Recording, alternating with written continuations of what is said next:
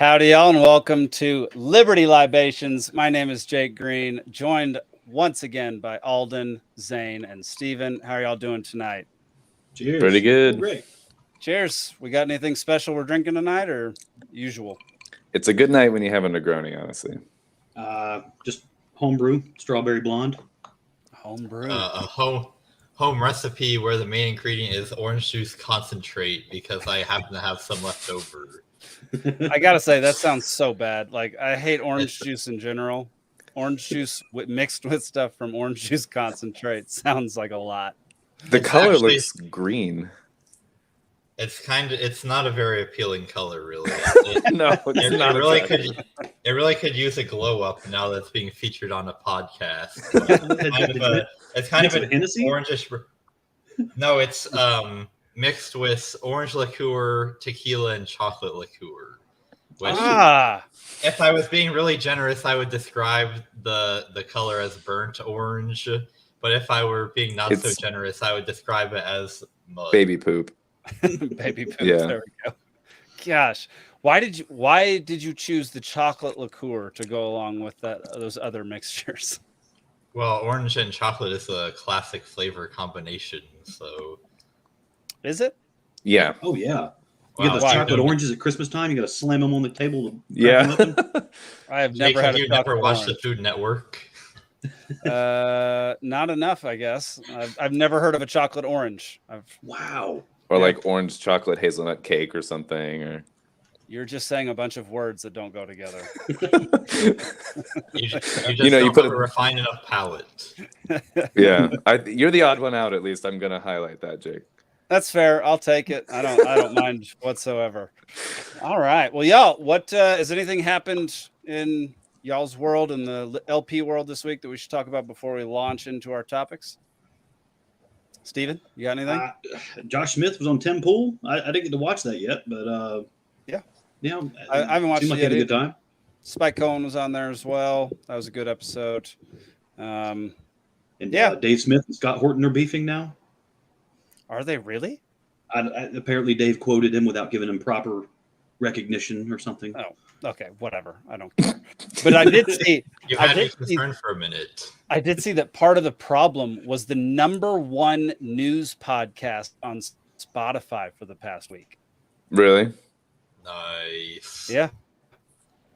And the #2 podcast was Liberty Libations, I would assume. Yeah. 2, but preceded by a couple of zeros and a decimal. Like, maybe so. Is Jake frozen? I think all of y'all went away for that entire thing. I think you went away. Everything that we just talked about. Okay, well, yeah. I'm just saying on my screen, everybody went away. Man, that was weird. My internet went out for a second, even though it's a bright and sunny day, and I've had no problems with it until now. That's great. All right. It looks like there's going to be a wildfire that starts. Let him in. Let him in. Dadgum, y'all. My internet is.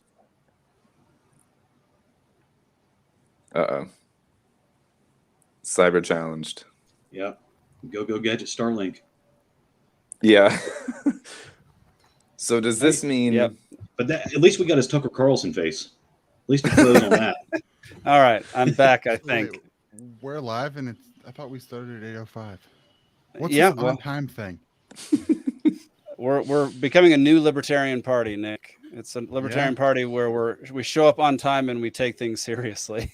Well, I am also. Said this was a Libertarian party. I'm also the third person here not drinking whiskey. I guess I am drinking homemade mead. Yeah. How is it? Oh, how about that? Pretty good. Better than I would have thought it would turn out. What's the gravity on it? I don't know. Didn't check it before bottling it. It tastes strong. Okay. Tell us by the end of the episode, then, I guess. It tastes strong, so that's all that matters. Good evening, Grumpy Gnome. All right. Yeah, my internet, y'all, it has been working perfectly until we started streaming. So that's a bit suspicious in my. It waited until it didn't matter. Yeah. Yeah. Well, let's launch into our first first story. For some reason, I keep getting this message on all of my Instagram stuff, even though I haven't been on Instagram basically all day. This is a longer video. We're going to watch the whole thing, and let's do it. Thank you. Do they know what the Gadsden flag is? That it's a historical flag? So the reason that they do not want the flag, the reason we do not want the flag displayed is due to with The Revolutionary slavery and slave trade. That is what was, that is the reasoning behind them not wanting to display. The Gadsden. Yeah, everyone knows. The don't tread on me. Okay. Which is the Gadsden flag. Okay. Her face Okay, is so so annoying. Agreed. What is going on with this? What's going to happen if he doesn't take it off? He is able to go. I was actually just telling him, like, I was upset that take stuff out of his bag and go back to class. Like, I just want him to go back to class. The bag can't go back. It's got patch on it because we can't have that in and around other kids. So that's what I was trying. And then he said you were close. So I was like, oh.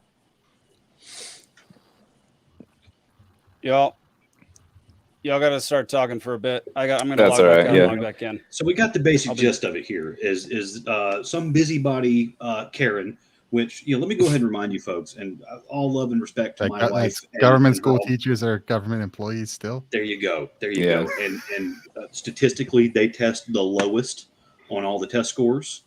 All love and respect to my wife and her alma mater and people in that profession. But as a demographic, school instructors, government school instructors, are at the lower end of the academic prod.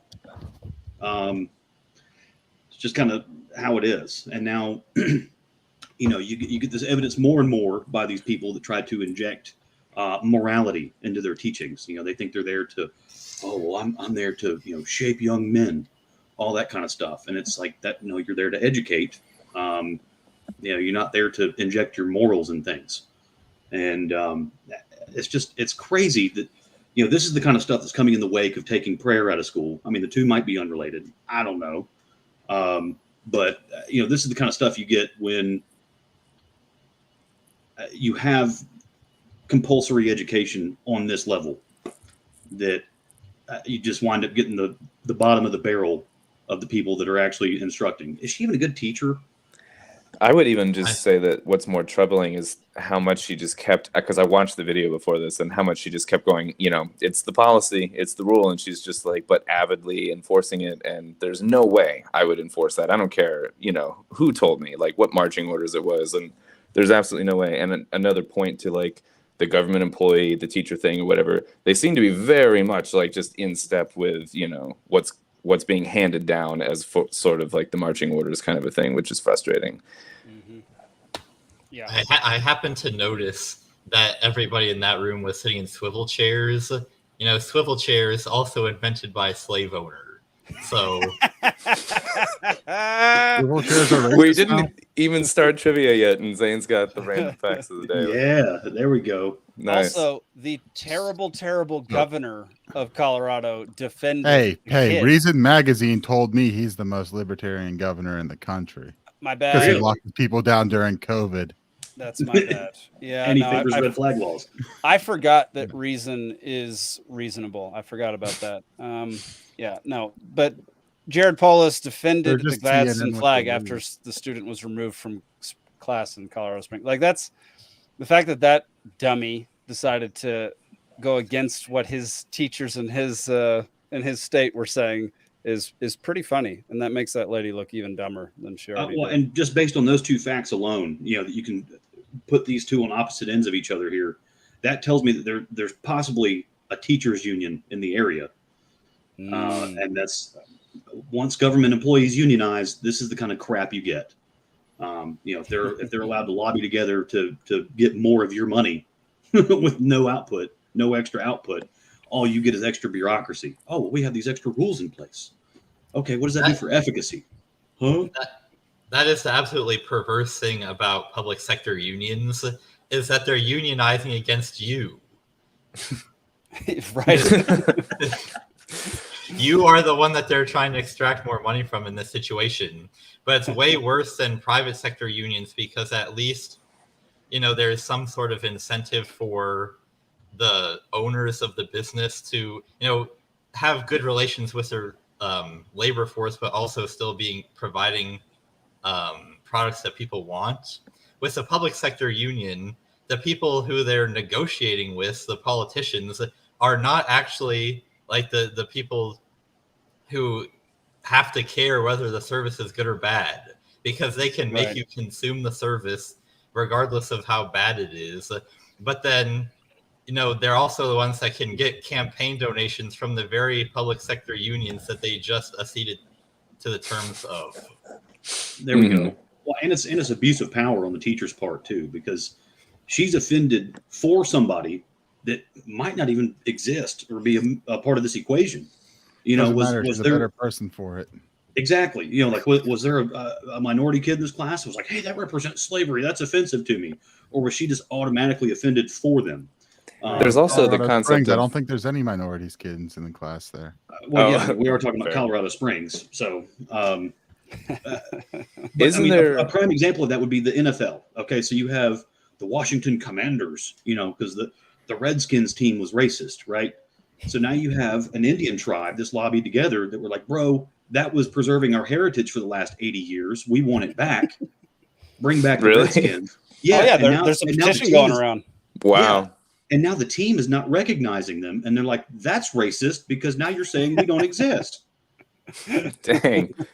Dude, when all the woke stuff went down with that, my high school changed from the Indians to the Bulldogs, and it just pissed me off to no end. They were trying to get rid of that back when I was there, and I was like, you motherfuckers aren't doing this. And then should have changed it to the Shih Tzus. The weaker, the weak generation showed up, and they didn't put up a fight. And actually, it was just done in the middle of the night when the George Floyd thing happened. It was like, oh, the board unanimously decided that we're no longer doing this, and it's like, oh well, fuck you guys. Yeah, well, and do y'all remember growing up watching the Atlanta Braves and Chief Nakahoma would come out? Yeah. No, I'm from Pittsburgh. Those were the days, man. They had a teepee in the outfield. There was a dude dressed up in Indian. He'd get out and start dancing. And you had the Buccaneer. Yeah, the Pirates fan. Which might be racist in its own way or something. Right. Probably. It's racist against Somali pirates, I'll tell you. You're exactly what I was going to say, right? A little update with the Jaden situation. Is that the kid with the backpack? Yep. Freaking Ron Paul fan here. Revolution. Mm-hmm. Right on. He's got Shiba Inu. I saw the Shiba. Yeah. What else has he got in here? What are some of these? I can't zoom in. What an interesting flag to pick a fight with as a symbol too, because it's the very symbol that says don't tell me what to do or not to do. It's painfully ironic to watch. You're literally making this flag needed. Yes, you're calling upon now the very meaning of this flag, which the second thing I was going to say there is I have never heard anyone say, not even a rumor or a rumbling about this being associated with slavery in any way. I've never there's the Confederate flag. There's been in the corners of the internet there's always something's racist about everything, right? So I guess I wasn't in that corner. The communists are trying to erase our history. Anything about our nation's founding represents slavery or some kind of awful history that's to make us ashamed of how we were founded. You bring up Christopher Columbus and all they want to talk about is smallpox blankets. Columbus, because germ theory didn't exist at that point. So Columbus I have some issues with, honestly. That's a whole other topic. No one had there's this other things, but germ theory didn't exist until what's his name saw cells in the 1800s. It was early 1900s. We discovered yeast was a living organism. So I think it was around the time that we had microscopes. That'd be early 1900s. Right, everything before then was miasma theory. Miasma theory. Disease was transmitted through smells. Awful smells got you sick. Who was it that made the in a certain way? It was it was a reasonable assumption based off of kind of what we know now, but it's just not it's not the real thing, right? So Zane, do you know this? Do you know who made the convex lens first and put it on his hand and saw the little things crawling around, and he called them wretched beasties? If memory serves, the first person to Dutch develop name, something right? that Leeuwenhoek, who Is I that think right? was all the way back in the 1600s, is the inventor of the first thing that would be recognizable as a microscope. I think it was like during the Renaissance. That's like, the name I was thinking. It was something. 1860s germ theory. Yeah, I don't know about germ theory, but I haven't made clips of this show in a while, but I'm definitely making a clip called "Wretched Beasties." that was like that's our overtime set. That's our overtime segment. That's Wretched on a show on Rumble only. Yeah, Liberty Libations, Wretched Beasties. Now, this kid has a Kekistan patch on his bag. I'm sending him a Christmas card. Oh. Yeah, how much love I miss when that was a thing. Like that. Did you ever see that MSNBC special report on it was called Kekistan Rising? I watched that clip on YouTube like 20 times because it was absolutely hilarious. Like they were trying to be serious, and every clip is just someone doing a meme troll. Oh yeah, that was the way we would get the Antifa pages shut down too. Because right after Rolling Stone dropped that article saying that the floppy pigeon, the floppy head pigeon was racist, so all you had to do is go on the Antifa pages and just spam that bird, and it would get shut down. Spam that bird. That sounds so stupid. I know. People on the internet, I mean, the things we do on the internet, what if we did all of these things in real life to people?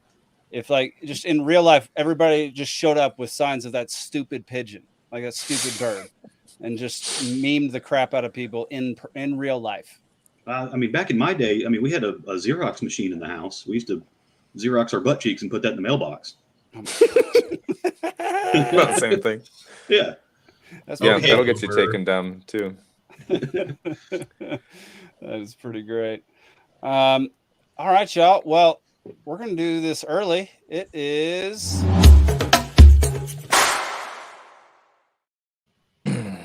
trivia time. Here we go.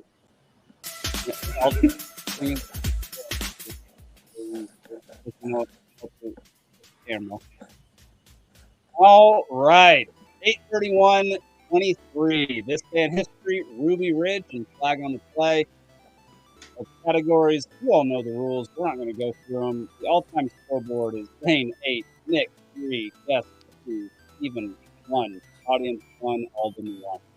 So, today's a day where Alden could double his total score.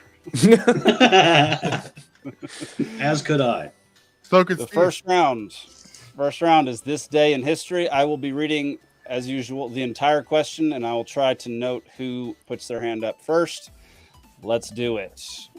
Actually, let me get this thing so I can see. There we go. All right, here we go. First question. On this day in 1888, which famous serial killer claimed his first victim? Alden. Jack the Ripper. Jack the Ripper. That's what got me kicked out of school one day. There was a kid in school. He made T-shirts. It said, "All work and no play makes Jack the Ripper."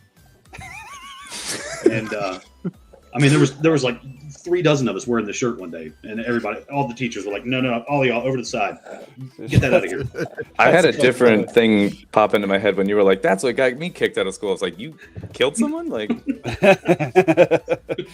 that would get you kicked out. Yeah, that'll get you. All right, question number 2. On this day in 1897, Thomas Edison patents his first camera. What is it called? Zane. The Cinescope? Nope. Alden, you put your hand up for like half a second. Were you trying to answer? I was, but now I'm going to let everyone else go. All right, Steven, go. I'm going to go with the Edison camera. Wrong. Nick. The photoscope. No. Alden, it's your Is it a silver graph or something like that? No. Y'all have 10 seconds. Nick. I stole this from Tesla. That's a better name than what it ended up being. Grumpy, the Instagram. Yeah.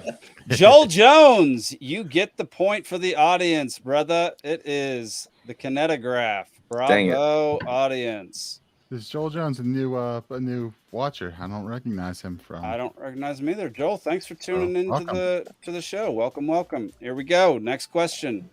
On this day in 1955, William Cobb demonstrated the first ever car in this category. What powered it? Zane. Electricity. I mean, electricity has powered many cars. Be more specific. Solar power. There we go. Solar powered car. All right. Next question. On this day in 1935, FDR signs what act? Dang, I think that was Nick. Whichever one steals the gold.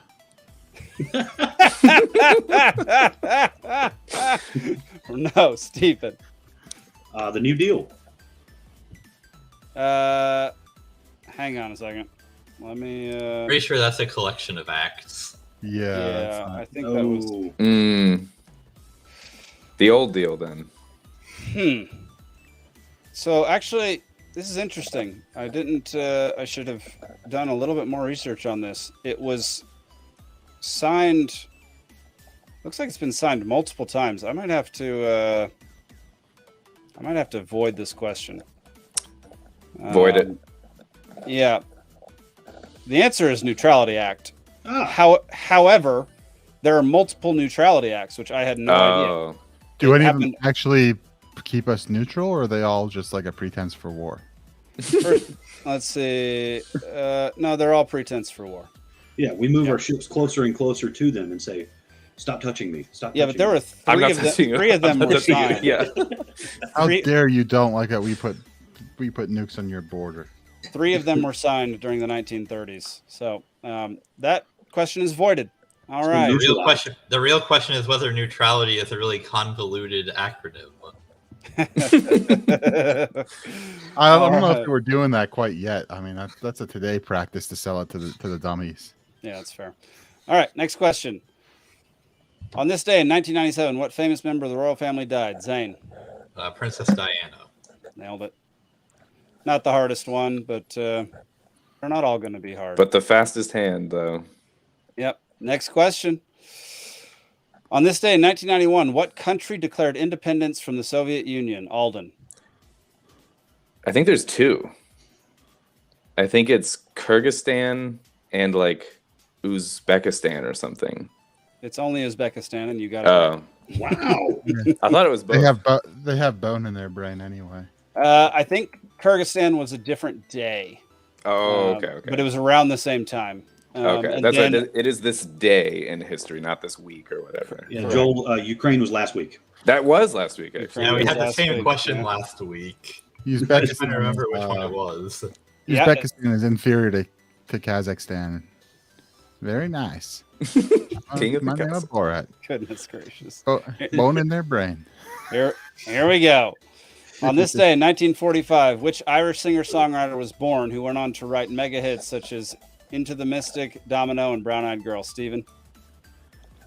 Oh man. Stephen waved emphatically, but was it before me?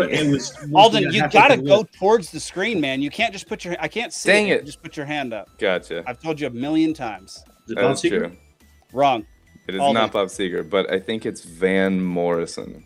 It is Van Morrison. Van Morrison. Brown Eyed Girl. Great. Several songs in 2020 that were stridently opposed to the lockdowns. It was awesome. In 2020? Yeah, they were called like Born to Be Free. One's literally called No More Lockdown. No metaphor there, yeah. Wow. Which, by the way, tonight's a can't blue remember moon. what the You know, third if you one want to is. break out Moon Dance with the lady, play some Van Morrison. Say, Alden, don't raise your hand like you're a third grader in a classroom. Hit that camera, man. All right, next question. On this day in 1998, which country launches its first satellite? Zane. China. Wrong. Steven. Soviet Union. No, excuse Wrong. me. Russia. Wrong. Nick. India? Nope. Alden. France.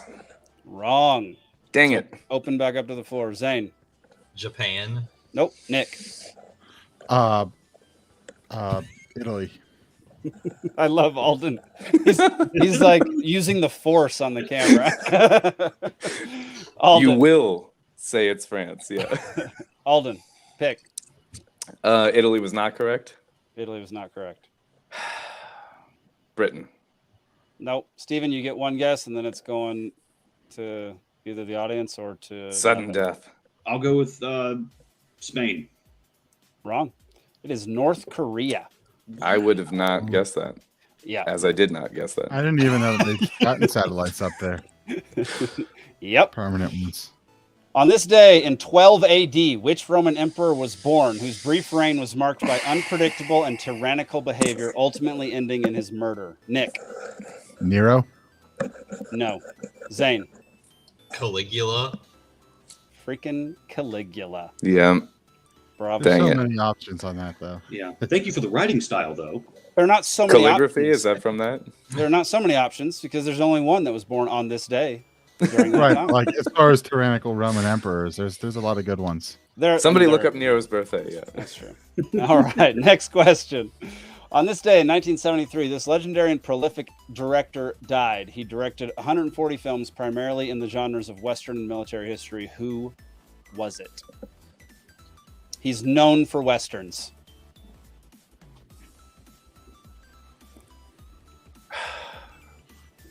Zane.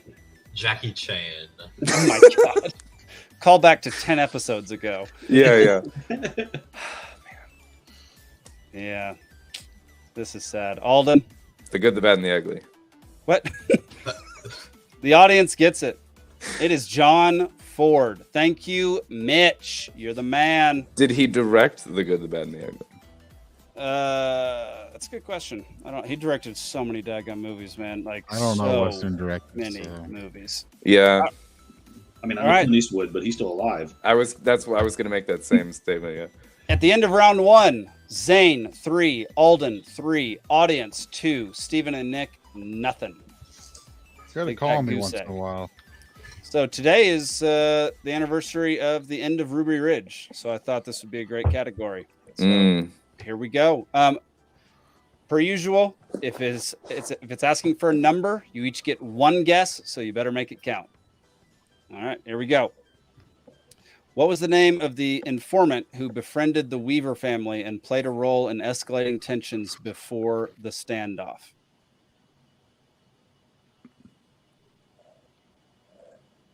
Alden. Jake Tapper. No, wrong. Nick. Joe Biden. No, that would have been a good one, though. All right, I don't think y'all are going to get this. Steven. Janet Reno. God. No, she's just the one who ordered people to die. Zane, it's up to you, buddy. So I'm not waiting another 10 seconds for this. Go, Zane. Last go. man. Alden Hardee. Oh my gosh. Kenneth, what year I don't was even this? know how you pronounce his last name. 1992. Okay, I was 2 years old, so that's probably true then. Yeah. Barely alive. Grumpy gnome. Fatally? Fatally, yeah. Jackie Chan. Which fatally, what a interesting name to have for that. Fatally? Like it sounds like fatally? Like Yeah. that's interesting. All right, next question. These are worth 2 points, by the way. How many days did the standoff last? Zane. 7. Wrong. Alden. 8. Wrong. Steven. 9. Wrong. Nick. 13. All right. Steven. Oh, audience gets it before we had to go to rock, paper, scissors. Joel is crushing it. It is 11. Nice. From August 21st to August 31st of 1992. Joel is crushing it tonight. Mitch came in right after it and said 11 as well. Bravo. All right. Next question. What was the original charge that Randy Weaver was acquitted of, even though the standoff resulted from a dispute related to this charge? Nick. It was sawing off the barrel of a shotgun. Nailed it. Possessing an illegal sawed-off shotgun got his... I wasn't even going to be that specific, so I'm glad Nick went first because I was going to say just an illegal weapon of some kind. I didn't know the sawed-off part. I would not have got you the point. Yeah, I would not have given that to you. Hang on. There we go. All right. Next question. How much money did the U.S. government eventually settle with the Weaver family in a wrongful death lawsuit? Zane. $5 million. Okay. Steven. 20 million. Okay.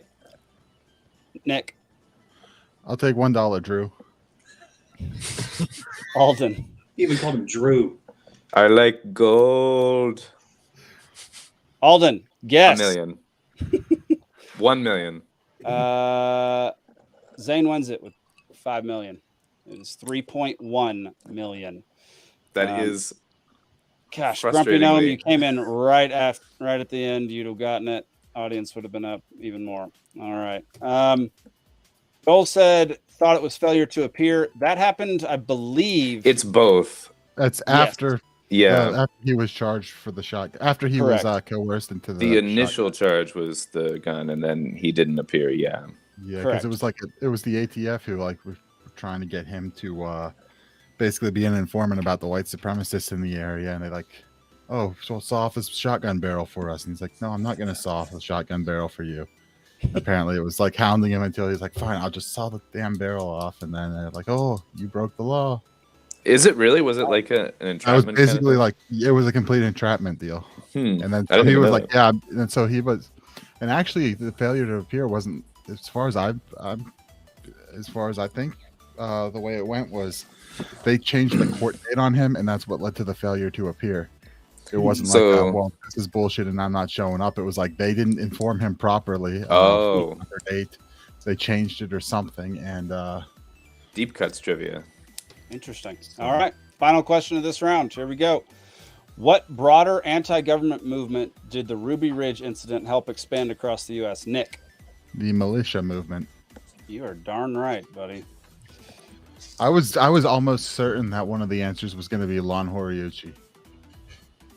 Oh. To this. Tough. I'm glad it wasn't, just so you didn't get that point. Well, I mean, I figured who murdered Randy Rhodes' wife while she was holding their baby in her arms. Answer: Lon Horiuchi. Yep. Nope. I didn't want to do any of those because I thought they were too easy. All right, final round. Flag on the play. This is all about flags of the United States. 3 points each. Here we go. In what year did the 48-star flag become official, and how long was it used? You must get both. Zane. So it was adopted, I'm pretty sure, in 1912. And I'm pretty sure the 50-star version was 1959, which means 1959 minus 1912. 47 years. You got it. Take a Wow. lap. No, leave. You're out. Man. That's Zane- impressive. Funny, Zane. Zane's going to have to be the trivia master at some I've point. been so that telling you this. I'll I've be been in telling you this the, for weeks. Yeah, well, Zane needs to be the one making trivia because he wins too much. yeah, it is ridiculous. Although I feel like he'd make trivia that would be impossible for everyone. What's in I- my drink right now? He would just do Taylor Swift trivia every week. There we go. All right, next question. What was the name of the flag that had a single white star on a blue background used by the South at the beginning of the Civil War? Steven. Betsy Ross? Nope. Zane. The Bonnie Blue. Nice. I've never even heard of this flag. I was going to say Towley. Final question of the day. What's the name of the U.S. flag that features 13 stars and a large 76 in the canton? Zane. Now is the time for the Betsy Ross flag. Wrong. Alden. Oh, no? Lucky 13. Wrong. Steven. I didn't raise my hand yet. Oh, I'm sorry, Nick. Nick, my bad. Let's go with the Centennial flag. Nope.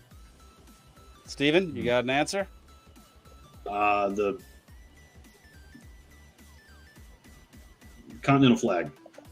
Nope. All right, Nick. Trick Oh! question. 56 flag. Audience gets it. The Bennington flag. Audience did good today, man. Dang. Audience did great today. Final score. Thank you everybody for playing. The final score was Zane 11, audience 7, Nick 4, Alden 3, Steven. Big fat goose egg, brother. Alden. I'm reading the wrong books. Switch up the reading. Well, thank you all for playing. Great times. Love it. Love that we get. I enjoy the trivia section of this podcast a lot. We get a lot of. I get to end up, doing a bunch of research that I normally wouldn't do for a whole bunch of different things, and so I get to learn stuff. I think everybody else learns stuff, and I don't know. It's fun. I enjoy it. What do y'all think? Should we keep on doing trivia over? I love it. Yes. If you remember, trivia night is the reason why I became a regular cast member of the show. That is true. Yeah. Yeah, Joel, I understand why you think you should get a 20-point handicap. The difference is that you are allowed to look things up online. So technically speaking, you should always have the right answer at some point. The delay and there Google kind of there is a cancel out. delay. Yeah, no, there's a you delay. do have to type, but you do get Google as well. So yeah, that is a slight advantage. The audience has won once. So it's not. I was in the audience. Shut your mouth, Zane. No one likes somebody with an ego. Joel, we would never look on Google. Yeah, Jake, don't encourage the audience to look the answers up. I respect. Where's the integrity in that? No integrity. There's no integrity, At least I'm not looking That's it up. the problem with trivia these usually days. wrong. There's no integrity. There's no integrity. No integrity. All right, we're gonna launch into our next topic, and I'm still getting this annoying message. We're gonna watch 2 videos in a row. Well, we'll watch this one, then we'll talk about it, then we'll go on to the Maui stuff. So here we go. Colombia, Canada are no strangers to fighting wildfires on their own, but this time they've been met with RCMP blockading the roads.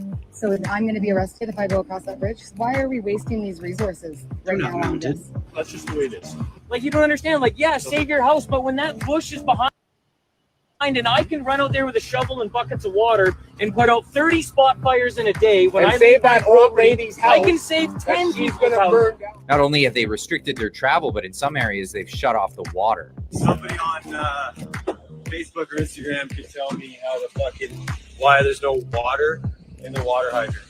Well, it's because of power. Possible, but I'm very, very suspicious. And we're led to believe that authorities have our best interest at heart. Where was this? Was this Maui? This was Canada. Canada. Oh, okay. You couldn't tell by the accent. Oh, yeah. And the beady eyes Maui and floppy heads. And the Tim Hortons in the background. I missed So, yeah, most of the. I mean, we've been affected by some pretty terrible wildfires up in Montana just from the smoke from Canada. I mean, we've had some wildfires here since I've been here, but the wildfires in Canada have been pretty intense all summer, and many of them started at basically within 30 minutes of each other. There's one video showing how quickly I've seen that. Yeah, it's so many of them started on the same day. crazy how they all just start at the same time. It's like an entire province just erupted in flame. Yeah, at the same moment. It's like there were people who might have a who tell you that all the wildfires are from, I don't know, something like I don't want to say climate shifting. I don't know. I don't know. Joel said the RCMP is the very definition of dirty state puppets. I literally know nothing about RCMP, but if they're like the state troopers here in the U.S., then yeah, they suck. They're the Mounties. They ride mooses. They'll pull you over, and if you write "Canada sucks" on the side of your 18-wheeler, they'll pull you over and make you write it in French as well. That's pretty good. The Mounties have maybe one of the best propaganda arms of any police agency in the world. Because everybody, if you just ask somebody on the street, describe a Mountie, assuming they know what one is, they're like, oh, they're so polite. They have the funny hat and the red uniform. And they ride a moose. And they want to tell you about processes, and they're the Canadian version of the FBI. That's interesting. I didn't know that. Yeah, they're the National Police Force. The Yeah, I Royal mean, Canadian mounted police. Yeah, what's with the mounted? Who cares? Like, I guess they used to be on horses or something back when they were first started. Like, what the crap? Mooses. Okay, the mooses would make more sense. Literally red coats. I love that. Yeah, that's good. That's good, Elizabeth. Love it. So yeah, a lot of weird stuff going on in Canada, and here's one from Maui. This is a reporter, a journalist, trying to report on what's going on down there. So here we go. Here. Hey, what's up, Nick? I've been trying to reach you. Been reaching out to you on X. This guy's live on air. Supposed to be meeting with people here. What victims have you had? Okay, yeah. So this is. So you're seeing this live right now. People actually tracked me down. I thought you were staying in a tent. You said you were coming and staying in a tent, Nick. You're taking up resources. I'm not taking up any resources here. People's minds here. So this has been happening to multiple journalists. They'll be trying to record something, this guy was live on the air, and a random person will come up and start questioning them why they're there, saying that they've been trying to contact them, saying that they've been that they said they weren't going to use any resources on the island and they were just going to stay in a tent, like basically saying all these things that it's clear the guy didn't actually say. And it's just a really weird, creepy, odd thing to happen over and over again. Multiple times. Yeah. This has happened. It's not just this guy. There are many others that have interrupted, like, an Instagram live or just them recording something, and then they'll go, write an article eerie. about it. It's oftentimes it's the sheriff's office. What's that? Oftentimes it's the sheriff's office. And of course, they're nice, they're cordial, because a lot of people are like, "Hey, thank you for your service, man. This is a crappy situation here. Let me know what I can do to help." And they're like, "Okay, well, first thing you can do is shut off the camera." What? What? Yeah, I mean, it's really bizarre that it keeps happening over and over again. And like that guy who approached him was just wearing like a black t-shirt. He's a Fed. Like what the heck is going on here? It's really strange, and you could tell that guy was the reporter was super uncomfortable. They're not letting reporters in anymore. It's now like most people have drones through companies that are in compliance with the FAA, and so their drones won't take off in certain areas. And now they've made the entire part no-fly zone, no-fly zone for drones. Yeah. So unless you have your own homemade drone with no GPS on it, you can't get in there with a drone. And they put up fences, and they put up fences at the very beginning, and now they put up black like coverings silt liner over the stuff fences over so it, that you can't see through it anymore. Yeah, so nothing suspicious. So they're hiding that. So they're, to get very morbid, they're hiding a ton of bodies, aren't they? They could be. I don't know how many people they're hiding. They were last I heard there were still over 1,000 missing people, and everyone said that the schools were out on that day because there was no power at the school, and so that's just the speculation is just kids burning up like crazy because no warning, parents at work, kids home from school. Yep. Like let's watch this. There's something going on there. Yep. There we go. I feel compelled to shed light on some important facts about the Maui wildfires. Let's set personal opinions aside and focus on the facts. First off, there were no emergency sirens activated to warn residents, despite the presence of these sirens on the island. It's baffling, isn't it? Another thing to note is that school was canceled on that day, meaning that all the kids were at home. Imagine the panic and confusion that must have ensued. But here's where it gets even more alarming. When residents tried to fight the flames approaching their homes using hoses, they were greeted with a shocking revelation. The water had been shut off. Can you imagine the desperation and frustration they must have felt? Both residents and firefighters were left without this crucial resource. And as if that wasn't enough, the situation at Front Street in Lahaina added an extra layer of disbelief. Residents attempting to evacuate were met with a police barricade, preventing them from moving even as the flames closed in. It's mind-boggling to think that orders were given to keep those cars stationary despite the imminent danger. Now, brace yourselves for some strange anomalies. The temperature of the flames was intense enough to burn tires and aluminum on vehicles. Weirder still, some blue umbrellas were left unscathed, while trees stood strong amidst the devastation. But perhaps the most puzzling aspect is the selective preservation of blue-colored objects near destroyed areas. It defies logic and raises even more questions about what actually happened. More reports coming. Stay tuned. All right, so for those just listening, when he started talking about the color blue, they had a laser and they were shining it on different color material, and the blue one was the only one that didn't burn. If you have a blue laser, it'll reflect back blue spectrum light. Is the shortest wavelength of visible light. So that's why, when you talk about measuring distance with lasers, green lasers are okay, red ones are better. Or excuse me, red ones are okay, green ones are better. And then if you manage to get a blue laser, even better. That's how you have, just look at your DVD technology. When we moved up to Blu-ray, you could pack more data onto the same disc because blue light, shorter wavelength, you can pack more data into it. So it's a wavelength thing. It's like more cycles per second kind of equivalent almost.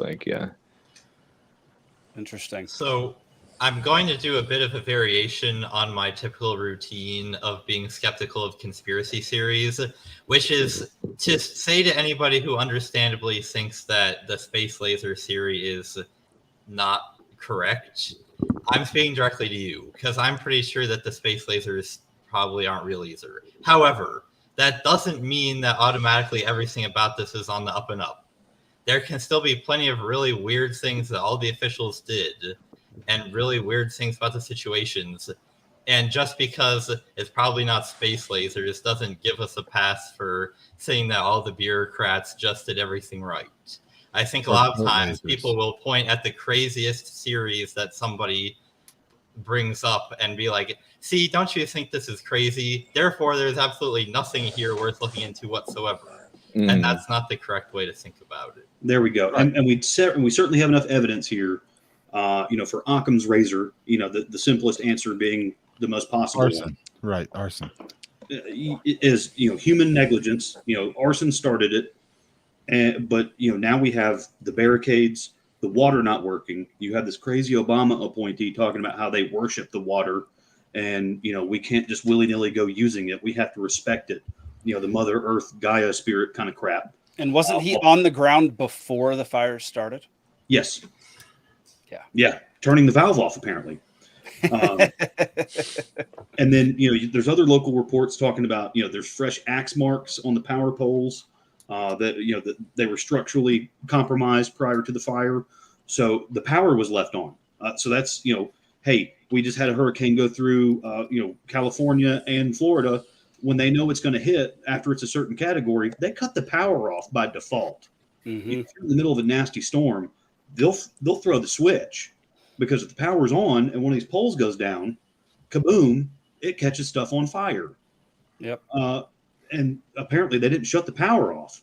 I mean, you see in the video, the guy's house is on fire, his light bulb's still on, and he can't use his hose. Yeah. And like that, one of the excuses they used for the barricades, the police barricades, was that the power lines were on the street and they were still live, and they were saying you cannot drive over them, which is absolutely not true. You just shouldn't drive over them quickly. You can drive over them because you're on 4 rubber tires. You're on 4 rubber tires. You can drive over a downed power line. A car is you didn't grounded, go fast because then it'll whip it up and it'll get into the metal. But as long as you drive slowly, it'll be fine. How did the police barricade get there? Did they come from what side? You know what I mean? How'd they get out? I don't know. Yeah. Okay, here's another video. Let's add this. Here we go. What kind of wildfire melts aluminum from the cars, melts the cars into the ground, but doesn't melt the asphalt? Let's get out our pen and paper and do some quick math. Aluminum melts at 1,220 degrees Fahrenheit, and asphalt's melting point is about 343 degrees Fahrenheit. So how in the world is it possible to have aluminum melted from the cars, but the asphalt isn't melted? Well, I'm going to show you how this is possible right now. The world's first airborne directed energy weapon. The airborne laser, also known as the ABL.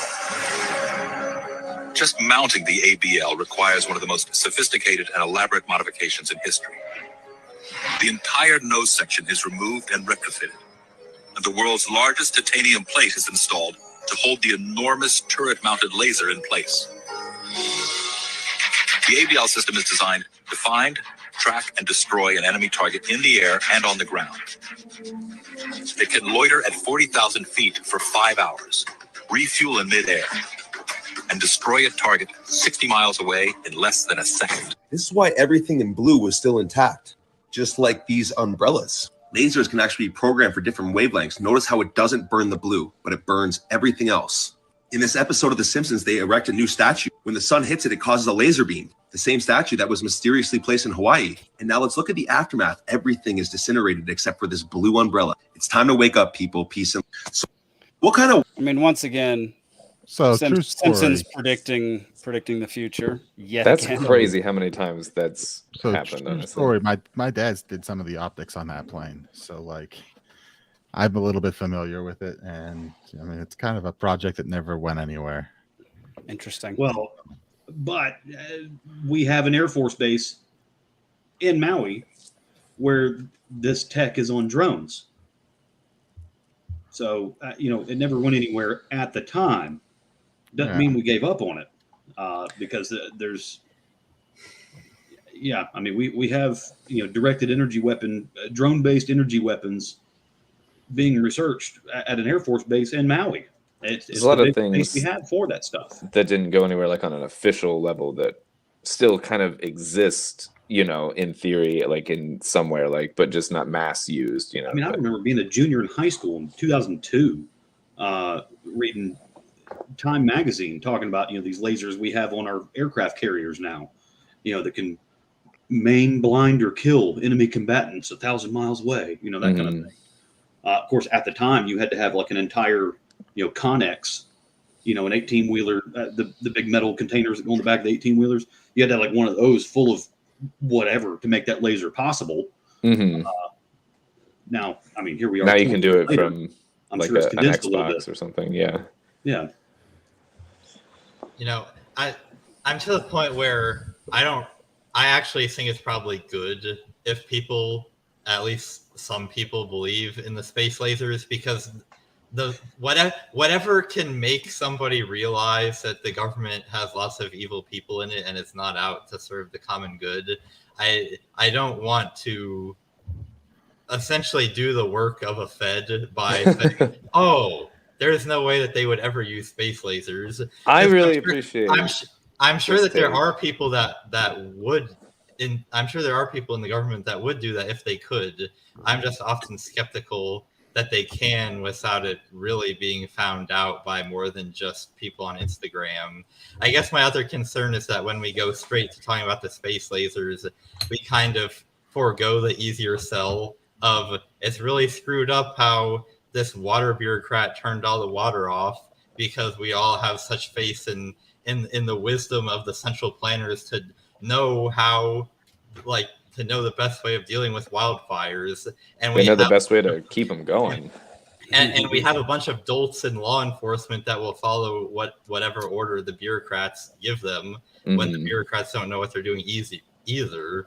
I just feel like, I mean, this show in particular is probably a good place to air out the conspiracy theories because, as we all know, we have no viewers.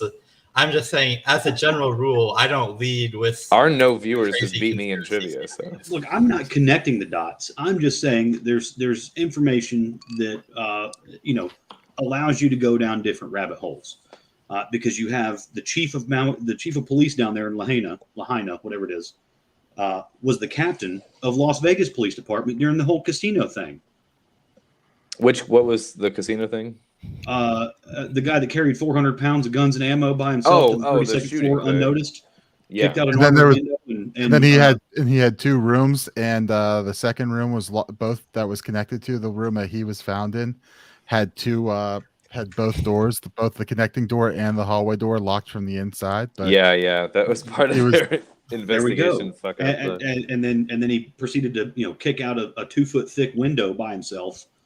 Without alarming anyone else inside the building, while Jason Aldean was having a concert, and then he proceeded to try that in a small town. We honestly need to do a whole show just on the Vegas thing. There was so much weirdness on that. Once I'm back in Atlanta, we're gonna have a little bit more structure to this show, and we're gonna do some interesting things. I think one of the things that we're gonna do is we're gonna have a segment besides trivia, and it's gonna be predictions. And it's going to be great. when some breaking news comes out, everybody makes their prediction as to what the result of that will be, and then later on, whenever the results come out, then we'll revisit it and we'll see. To be fair, we had another segment, but like that hasn't happened in a while because, as far as I know, there's been no Fayette County car shows lately. But hey, Georgia State University is going to have a law class on Rick Ross. I love it. I don't know if it's the rapper or Free Red Ricky, but can somebody please take that class? That would be awesome. Yeah. Can we take that class as a show? Can we take that class? just walk in and audit it. No one's gonna know. Right? Yeah. What's up, Zane? Jake, that is a really good idea because it's really easy for us to sit here and gab with no accountability of whether or not we're actually ever right. True. And speaking of being right, Nick still owes me 2 beers because Joe Biden is still president. Or this is a bet that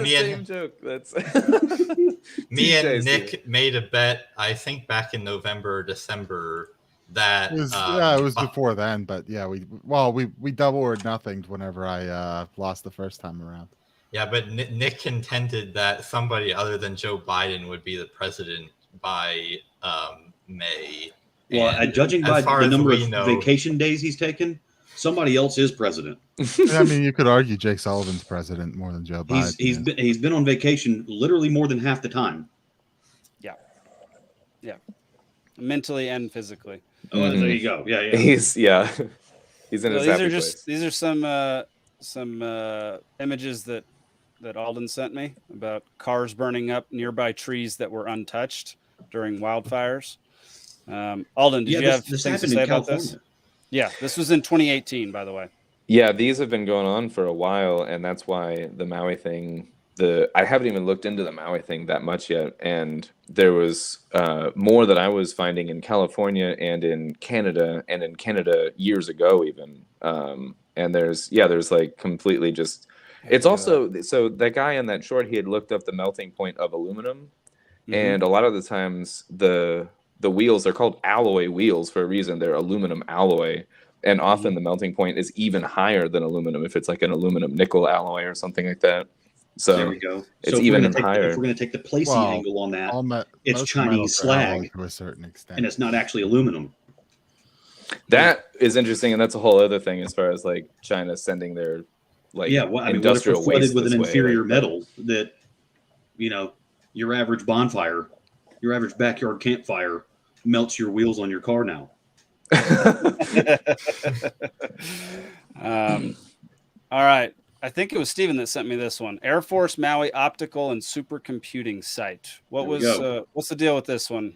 So this kind of tech, if there is some kind of drone-based, air-based, not space-based, because to get a laser to shine down out of orbit, I mean, the chain of command involved in that is outrageous.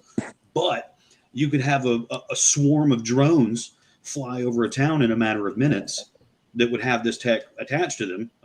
If it's possible, I don't know, but if it exists, it comes from this base. Because we have apparently 2 big bases where we research this kind of tech. One of them's in New Mexico, and then the other one's in Maui, and the biggest one being in Maui.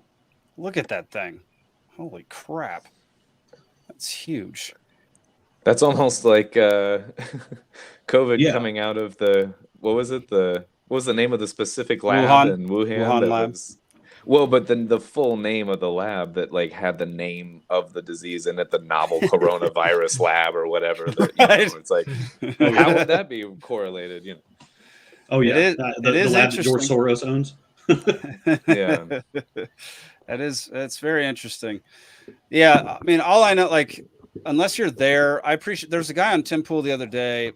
I think it was the one before or after Spike Cohen. I can't remember. I think it was the day after Spike Cohen was on. and he has been on the ground in Maui since it happened. He's an independent journalist, and man, he said he was able to sneak in, get some drone footage, get some like footage of people's houses, and like he said the number of weird things that are happening on that island is definitely cause for suspicion. Like residents haven't been able to go back to their houses at all. A lot of them have like safes that they're trying to, go get their valuables out of, their like their money that they've saved or like personal valuables and stuff like that. So like the mere fact that they're not allowing the people who own the land to go back and look at their burned houses after the fire is already out, the danger is past, the houses are ashes. Like that is some suspect crap right there. And it's the same thing that happened in Canada years ago. And that's like the case that I sent you some stuff on. Or even in New Orleans in the wake of Katrina. You had the Cajun Navy was just trying to bring some hamburgers to some folks. And the Red Cross was like, is that FDA approved meat? Like, get out of here, son. You're in the swamp. Is that a Beyond Burger? Get out of here. Everybody's starving. I got burgers. Shut up. Alden, which, what'd you send me? I thought I sent you some images. Oh yeah, you did. Yeah, there were just so many I didn't download them. There was a few, yeah. Okay, let's see. I'm gonna try to get them. Y'all keep chatting about that. That was one of them that I saw too. Was from the locals. Like the house totally incinerated. You got trees, 10, 20 feet each side of the house, totally preserved, green leaves on them. Yeah. And then nothing in the house is recognizable except the blue T-shirts that were in the shirt drawer. Yeah, and then often the rubble is like a white color, and it doesn't have the same characteristic like black char that you would normally see, and that's kind of odd enough as it is. And then sometimes there's a car outside the house, and the car will be like right next to a tree, and the car will melt and the tree is fine. It's weird. It's freaking weird, man. I've been seeing it for years now. Yeah, it is really weird about not letting people go back to their houses, and even if that is just standard policy, again, you have to think about if that is standard policy and there's no conspiracy, how completely unfeeling is the standard policy that some bureaucrat decided, well, this is a government area, you can't come in here because we're still doing something. We need to protect you from yourself. Yeah. Some bureaucrat came up with it with no regard for the needs of actual people to go into that zone and see their house and get their belongings. No, I totally agree, Zane. Grumpy's got the best idea, by the way. I agree. Paint your roof blue, y'all. Get one of those blue metal like hurricane roofs. Our neighbor has a blue roof. I bet he'd survive. Go there in the case of just make sure you paint it red a month before Easter, and then just paint it back, and you'll be good to go. All right, Alden, what do we got here? So this is a case years ago. This is 2021. This is the very beginning, not the beginning of COVID, but the beginning of like vaccine rollout or whatever. Yeah. And there was a little town in British Columbia called, what the hell was it? Lytton or something? I don't know. It's in here somewhere. I think it's Lytton, BC here. Okay. So the things that are coming up now that are reminding me of this event that I dug these out of one of my, many folders and cyber folders here, but there it is. They didn't let anyone back to their houses after the fire. So that's another thing that was the same. The same characteristic problems of, trees not burning, houses burning, blah, blah, blah, blue stuff left, same kind of thing. So the top is Lytton, the bottom's California. It's the same kind of thing. The trees remain in between houses that are just completely decimated. So we're seeing the same kinds of things, whether it's policy or, in effect in terms of what is happening chemically or molecularly or whatever on the ground. Mm-hmm. And there was some other weirdness about this. So this guy, Dr. Hoff, was doing stuff. He was studying the effects on his vaccinated patients. He had, I think it was like 900 doses administered. And he stopped because he started getting a lot of people that were reporting, symptoms that were, unfavorable. And he even had one person die about 3 weeks after. And he wrote this open letter, talking about this and trying to kind of see is anyone else experiencing this and blah, blah, blah. And he was met with, a lot of criticism and pushback, of course. But he kept working and he kept researching with his patients. And he found that 62% came back positive with like the D-dimer thing, like the blood clot test thing or whatever of the vaccinated population there. And this was kind of early in the days of this being like kind of like well known that it was going to push against the mainstream narrative. But his clinic was in Lytton and the whole city burned down, but not the trees, just the buildings burned down. And so it was just another detail of like targeting a certain area. And then the first image that you pulled up was about HARP. So Stephen knows about HARP. Oh, yes, sir. We've talked about HARP quite a bit.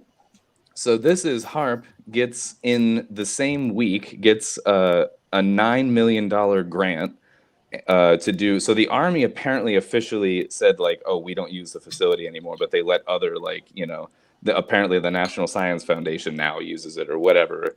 After also denying its existence for about 25 years. Yeah. Oh, but now it's real, but now we don't use it. Yeah, exactly. And I highlighted the 33 acre just as a little masonry, little trivia bit there. But same week over here. So here's the June 21st to June 25th of the same year. HARP basically goes, okay, this is a no-fly zone over the facility because the electromagnetic radiation will interfere so much that you won't be able to operate a plane above us. It's the same week that there's a record heat wave in Lytton, and there's reports on June 30th about the heat wave that starts by about June 25th. 130 people died suddenly there from the heat wave there. And then there's the wildfire at the end of the heat wave. And then the images after this of the pyroclast like plumes or whatever with the lightning in them. So here's the weird pattern of the lightning. Now, I grew up in Florida. I'm no expert, but I've never seen lightning in lines like that. It's really strange. It's like a box. It is. There's several images of this same kind of thing. One even looks like a Q, which is hilarious if we want to get into like some stupid QAnon shit, but that's a joke. But it is so strange. They're like actual right angles of lightning. And then here's like a tweet or something from like a meteorologist that's like at least acknowledging that like this is not normal, right? And like he lines and it really is, yeah. Easy. And then he dates it and everything. And so this is in the smoke plumes from the fire. So there's all kinds of weird stuff going on. Anyway, just kind of I wanted to just present quickly a lot of weirdness around the same thing that reminded me, the Maui stuff reminded me of this, but. So specifically about the evidence that a lot of cars and houses are burning down, but not the trees. Yeah. Sure. And just to make a general point about being at least a little bit skeptical when evidence is presented based off of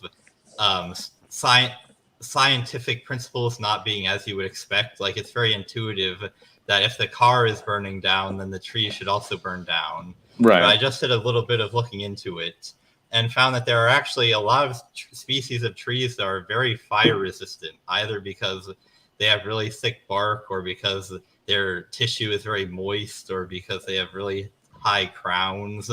And so this is just a general point. This is reproductive cycle. Like yeah, that's very true. I understand. Well. So this is just a general point that science is infinitely fascinating, and there are a lot of reasons why things don't behave exactly as you would expect them to. That is fair. So again, not to say that every conspiracy theory is wrong. No, it's okay. But we've got to be careful. Well, and look at all the trees on the south side of 285 around DeKalb County, where we have a car fire at least twice a day. They're totally unaffected every time.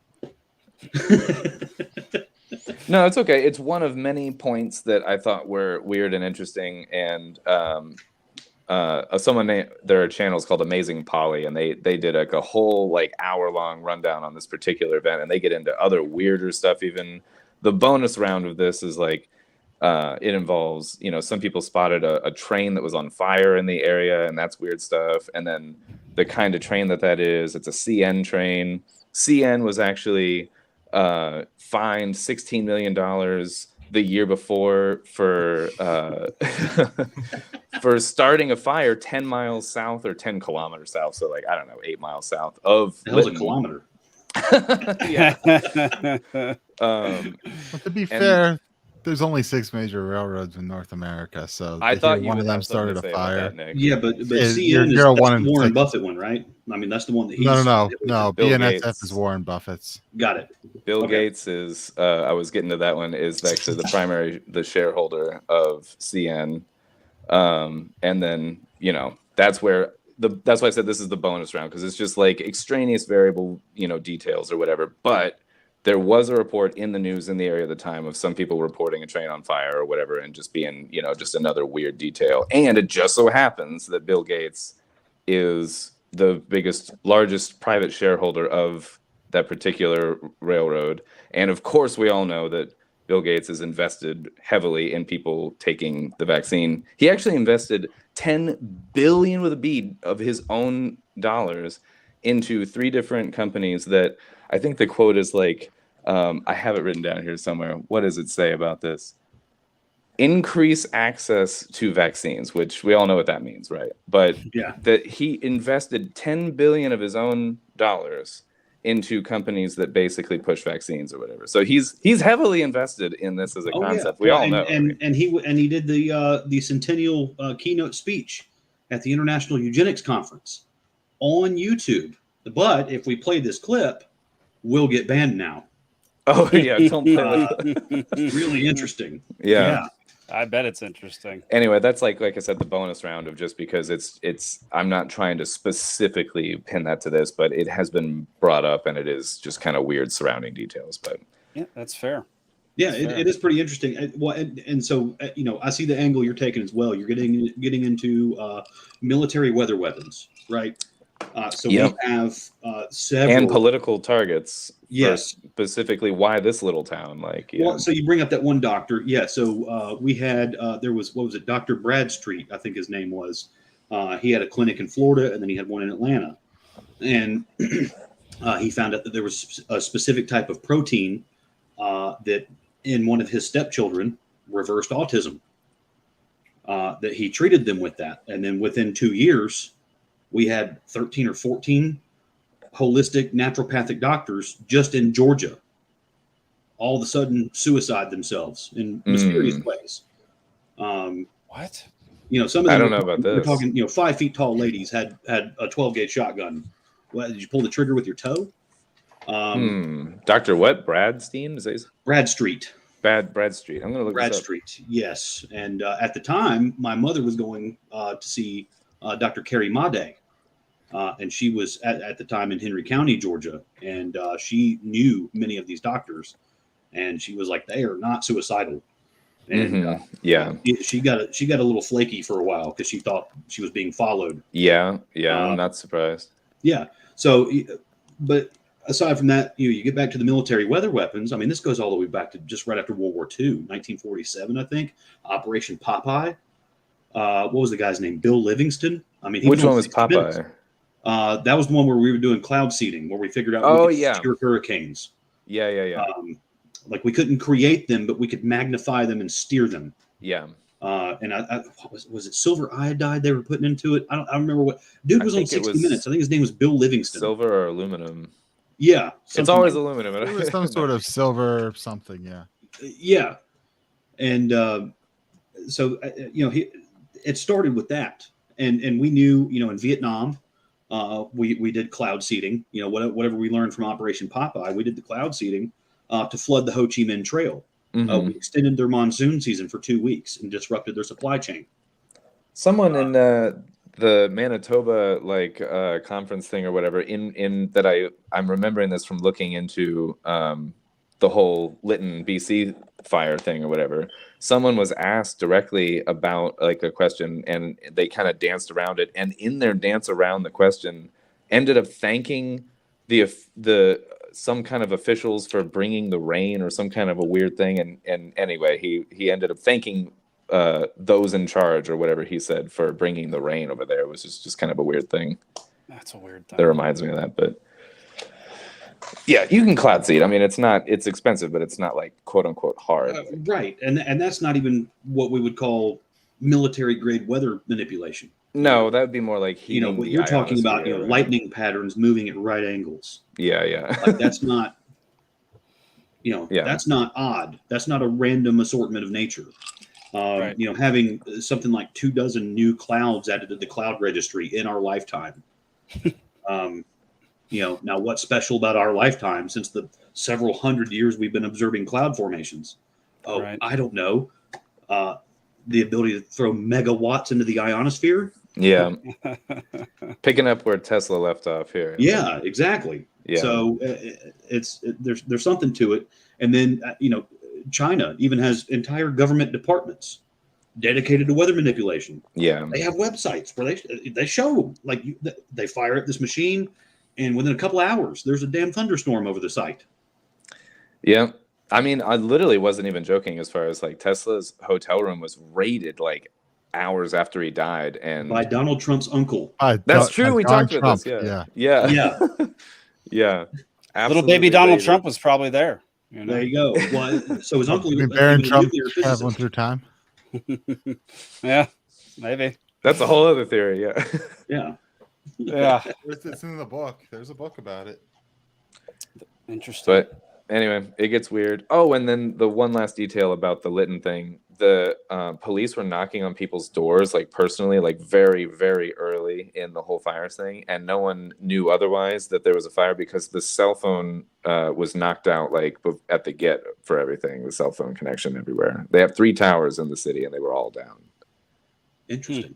Just another weird detail. Now, I gotta go back and look at this now. This just came to my mind. You ever watch those like what's happening now videos?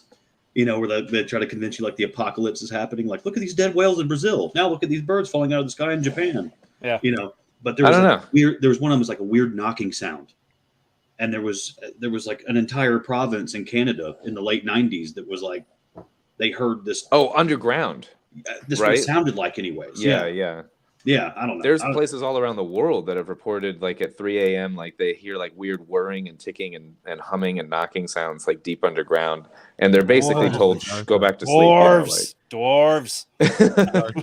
Wait, you're saying you don't hear that every night? That's right. I just thought it was the people in the apartment below me. I believe it's called Agartha, but I could be wrong on that. So, I mean, we know during the 70s, the Soviets played around with that as well. They had the same kind of tech that they could bounce signals through the ionosphere. Mm-hmm. What do they call it? The woodpecker signal. They were trying to drive people crazy in northeastern U.S. and Canada. Is that like the Havana radio? Havana syndrome thing? Havana syndrome. Yeah, it's kind of tied to it, but they could just put a signal in the air that, like, if you just had a radio in the house, it didn't have to be on. Although it would start making this little ticking noise. I've been skeptical of the whole Havana syndrome thing. Yeah, it also there's no way it would have taken much to make Canadians lose their minds because they're already like half lost anyway. So it wouldn't have been a hard thing to do. Well, if I lived in a place where the beer sucks, I don't know what I would do either. Man, okay. All right, that's all I've got on wildfires tonight, y'all. Do y'all have anything else we should talk about regarding wildfires? Because I've got like 20 more tabs that are all single tab like one-offs for the rest of the night. Let it rip. I'm fine. I know Greece just caught some commies trying to set some wildfires recently. They've been having wildfire issues on a couple islands. Yeah. On Greece? Is it a wildfire if someone sets it? Well, it was going to be a wildfire, right. Put it that way. There was a couple different islands. I believe Rhodes was one. Weird. Yeah, I have no idea. Burning like crazy. Yeah, I don't know. That was a couple weeks back, but wildfires. All right. Well, here's a controversial libertarian thing we're going to be talking about here. All right, let's get controversial. Dave vs. Goliath posted this on X. Gosh, I hate saying X. I wish it was Twitter. Larry Sharp, who we love, or I love at least. I love Larry Sharp, great libertarian. This is him pitching his next quest for ballot access in New York. To make the Libertarian Party a party in 2018. And with that victory, I would say, I wanted more, but I was happy I took it. We got a victory. Then in 2020, the stroke of a pen, they destroyed us all. Green Party gone, Libertarian Party gone, Independence Party gone, Reform Party gone, all gone. Larry, why didn't you sue? I did. 8 times, lost all 8 times. I tried. I dropped literally $100,000 trying to fix this thing, and I couldn't do it. Couldn't do it. But we can do it now. We can actually get ballot access next year. Here's how it works next year. How New York State law works right now is we have to get a presidential candidate on the ballot, and then we have to get 2% of the vote in November. Oh my God, is that hard? Can it be done? Yes. It's going to cost us $500,000. $500,000 if we can do it. So I'm out here to let you know that, because I need $500,000 plus. I need you to tell the people about it. Plus, when the time comes next year, not now, but next April, I will need you to help me go out and get signatures. I'll need all those things from you. I'll need money from you. I'll need time from you, and I'll need your voice. I'll need all 3 of those. Whatever you have more of, give me more of that. We will have to get 45,000 valid signatures in 6 weeks. That means 60,000, which means 10,000 signatures per week. At 5 days a week, 2,000 per day. That is really hard to do, but we can do it. And something else, once we get the signatures, they will sue me again. So I need cash to pay lawyers. That's why I need cash. I need cash to pay lawyers so we can actually get there and then actually win the lawsuits. I know how now. Getting my butt kicked last year, boy, was that a lesson. But I learned, so I know what to do now. I know who to pick and how to make it happen so we can win that. If we get 2% of the people to actually vote after getting the ballot, we will have an independent party in this state for 2025 and 2026. If we bring press to the bottom of the ticket, we get a victory. We know this. We saw it happen in 2017. We can do it again in 2025. That happens, then I have a chance of running in 2026 for governor again. Okay, it's a straight if I run shooter, for man. governor again in 2026 and we already have ballot access, literally it becomes a winnable race. I'm not joking when I say that. 4th place. He tells it how it is. Yeah. So, what are our thoughts on this? Because I have a few. I'm sympathetic to the needing, wanting 50 state ballot access. I think I'm more sympathetic to Dave's opinion on this, that spending $500,000 this year and then you fall short because it's going to be a contentious presidential year. And, it's probably going to be tough to actually pool votes because it's going to be, vote against Biden or vote against Trump from either side you're looking at. Well, it's going to be the most important election of our lifetime. Yes, it will. But actually, in some ways, it kind of actually might be, I think Dave Smith was making that point a couple weeks ago, like that. Yeah, actually, it does seem like these are more important every time because things are just more and more polarized. But, just for the audience's sake, I know I delivered that really straight. That was supposed to be a joke, but no one laughed. Oh, I got it. I got it. But you're going to drop $500,000 now to get it there. If you miss, it's $500,000 next time. If you miss, it's and then if you get it, we've already seen federal courts, in Georgia, we've had this, it's the same issue as, in New York. The courts don't want to hear it. Oh, well, there's a, basically it comes down to, well, there's a process. It's not our problem that it's nearly impossible for you, barely funded people to get it. I mean, go get a couple $1 million and you can, get on any race you want. That's basically what it comes down to, right? And the courts are like, we don't care. The process is there. We don't, they're not going to argue that it's overly restrictive. They don't seem to be buying that argument. The Supreme Court won't take it, especially since, in Georgia, we've had the Martin Cowan's case, and the ruling on that came, the judges in the appeals basically said, yeah, it's fine. And so the Supreme Court denied it. If New York State gets the same ruling of, it's fine, there's not really any reason to support. There's no interest that the Supreme Court has in taking it because the different circuits are still sitting on the same side as each other. We're not setting the rules as far as what it takes to get on the ballot. So it's going to just, in some ways you have to, I feel like, my sympathetic to that, to, the Larry Sharp side is you got to fight it where it stands and you've got to prove that you can get it there. because otherwise everywhere else they're going to say, oh, we can limit the ballot just by, setting this exact limit as what New York has. You got to get 45,000 signatures in 6 weeks. That's, they can do it that way, or they can, but then, then it's a fool's errand, chasing that down everywhere it happens, right? It's a very complex, just kind of rigged system. And I get I am fairly sympathetic to what Dave's saying is, hey, you're going to spend $500,000 here. How many city council mayors, city councilors, county commissioners, whatever, are you going to be able to get in office with that kind of money?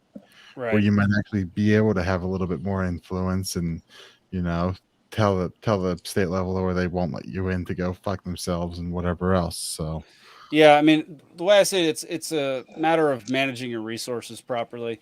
And like, I love Larry Sharp. I've met him a few times. Great dude. He's, like Alden said, he's very straightforward. He has plans for things. Like, he knows what he's doing most of the time. But man, at some point, is getting in the governor's race that important in New York, and like getting ballot access that important in New York? Would it be better to use that money, like Nick was saying, in smaller races, smaller towns across the state of New York, and use Could we that? make him a sheriff? There we go. Like when the New York Times posted that article of all the addresses and zip codes or whatever of the registered gun owners in the state. Mm-hmm. Whatever that concentration was of like a lot of those guys. Can we make him sheriff of that county? Yeah. And let's start there, right? Yeah, I like that. But man, the idea of how many times has he tried to run for something in New York and fail? I mean, it's been every other year since 2018. So this would be like the 6th or 7th time. Governor is every 4 years. He's still got wind in his sails, and he's still done willing governor to throw his twice. body at the barbed wire. The man needs some help. But honestly, I think it would behoove him to be more honest. I mean, 2018, he got everyone with well, if we do this and we do this and we do this, I could very well win governor. And it's like, man, just come out and say, yeah, there's no chance of me winning governor, but like, we've got a message and we're putting it out there. Yeah, I mean, at some point that has to be the case, especially if you're losing ballot access. Then clearly you cannot win. Well, I think it in the end, because people hop in with a third party and they're like, they're not experienced in this, and they go, all right, something, things are different because XYZ. This person, Larry Sharp, Joe Jorgensen, insert person here is gonna win, and it's like, no, because they're out there. Yeah, I'm gonna win, and when you elect me, and it's just like, I think disheartening to a lot of people who might get on board because they realize, because they're hit so hard on that, and it's like, it was never gonna happen, and I think we do ourselves a disservice by pretending it will. I think most people the first, because otherwise most normal, but there are people who hop in and get excited and don't understand, like, yeah, it's not gonna happen. Like, even when we had Mike on the show, right? And I'm like, look, let's be honest, there's zero chance that any libertarians are winning, and he challenged me on that and said, well, no, I see a way that we could win. And I'm like, dude, be honest with people. Like, that's the first step to even getting there, is being straight up honest and saying, yeah, I've got zero chance of winning. That's the reality. That's the statistics. That's how this I disagree. Yeah, I disagree. Sorry, Zane, but I 100% disagree. Don't even bring it up. Shane didn't bring it up once on his campaign that he would win or wouldn't win. All Shane did was talk the points and run on a platform, promote our platform. So don't acknowledge either one of them, because yes, it's likely we're not going to win, but telling people that gives almost them guaranteed no reason to give to you and to. I tend to agree with that, but I'm interested too in what Zane was going to say. Yeah, go ahead, Zane. Sorry. So I mean, the reason you run in these big races is to spread the message, because regardless of whether you say it or not, that you're not going to win. So the reason is because people take your message more seriously when you're running in a political race. That's why we run the big races. And I'm wondering, do people take your message more seriously if they get to the ballot box maybe a couple months after they meet you and either see your name there or not. Like if you say you're running for governor and you tell somebody about the Libertarian platform, how much does it matter that your name is like? It definitely matters some, but I'm wondering how much. Is it worth $500,000 for your name to be on the ballot if you've already been spreading the message to the extent that you can by being a candidate in the first place? And Jake, I would agree that you probably should not go out of your way saying that you won't win. But I have seen my fair share of Libertarian candidates being like, when I'm president, I'll do X, Y, and Z. And it just comes off like a punchline every time because we all know you're not going to be president ever. So why even say it? Because I like keeping the talking and points. that's why I so confidently cast my vote for Shane, was because he never gave into that dichotomy, but at the same time, he also defined victory, and it didn't involve him being governor. You know, he was like, listen, this is how we beat this. You know, we beat this by this, and like it was a roadmap of this is the tyranny, this is why it exists, this is how it exists, and we dismantle it on this level. And that was most of his platform, from what I could gather. I mean, going back to his his Facebook Live videos before he was even a candidate. And if you promote lockdown days and stuff, it was like hey, this is how we take this stuff out, and none of that had to do with him being our commander in chief. You can promote the ideas, and you can technically influence culture, and you could influence even the larger two parties to shift toward a better direction potentially. I'm not saying that that's likely, but I'm saying you can shift the mind of the voters by getting those talking points out there, and you can kind of avoid the self-fulfilling prophecy kind of a problem of being like, well, we're not going to win, and then like plant that seed in people's mind that you're not going to win. And I think it's better to talk about the points than it is you as a person winning, and talk about the points that you would like to see in place. And I think that's at least a healthy way to go about it and getting it in people's minds, like culturally. Right. Yeah, completely agree. Yeah, I mean, sorry. There are obviously arguments to both sides of whether or not Larry Sharpe should try to go on this epic quest to get ballot access in New York. That's a specific question. I don't know, but man, that is such a long road in New York, dude. Like, I mean, if you heard him, every single bit of that was extremely difficult to do. That'd be hard to do for a party 10 times as big as the Libertarian Party. Like, that's a difficult road to take, and I commend him for a doing lot that, of resources taken from the Libertarian Party for that purpose, where they could be directed to smaller campaigns that could have what Nick's effect saying, over like, more people. Yeah. The opportunity cost of it. I definitely think there's a whole lot of skipping, trying to win big without going the way that you kind of have to. I mean, who the hell are we? People recognize Democrats, Republicans. Yeah, they suck for this or that, but they're what's there, right? And that's what we know. And like, you kind of got to build it from the bottom up and say, the hey, grassroots victory. Like, I mean, when there's a libertarian on, it takes to get that microphone, and that's what I'm saying. Like, without the office you're running for being the main frame, you can just say, hey, listen, these are the problems right now that I get to talk to you about. This is how we dismantle them. And maybe like, and you just got to know that most of the time, at least at this level where we are right now, that kind of victory is not going to come with you in office. Maybe running for the bigger office. You made some waves. You inspired some folks. There's a ground game forming now, and a lot of these folks maybe don't even vote because what does it even matter? I mean, honestly, look at the past few elections that we've had, on a national level. Absolute circuses.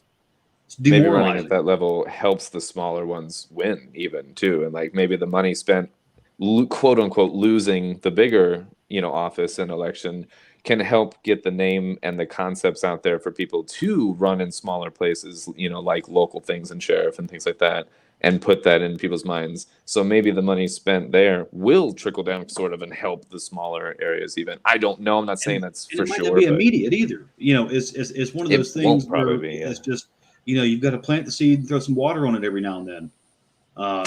And just, hope it sprouts, and it might sprout next to a melted car. It'll be fine. Yeah. That's good. Good callback. That's good. What else we got, Jake? All right, let's go move on to economics. We're not going to watch this whole video. It's a 4-minute Peter St. Onge video, but what's Kevin Spacey up to today? Friend of the show, Peter St. Onge. We should invite him on sometime. He's a massive podcast, though. Like the odds of we getting should him on we should invite him on. We should get I'd be totally down for that. Of Colorado on too, since this is an analogy. He's libertarian. For what we were talking about before, you just said he has a massive podcast. What are the odds of bringing him on? And I'm saying to support my point before that we should try to get him on. This is our little victory we need. I'll start sending a message through the Libertarian Party. Let's do it. All right, here we go.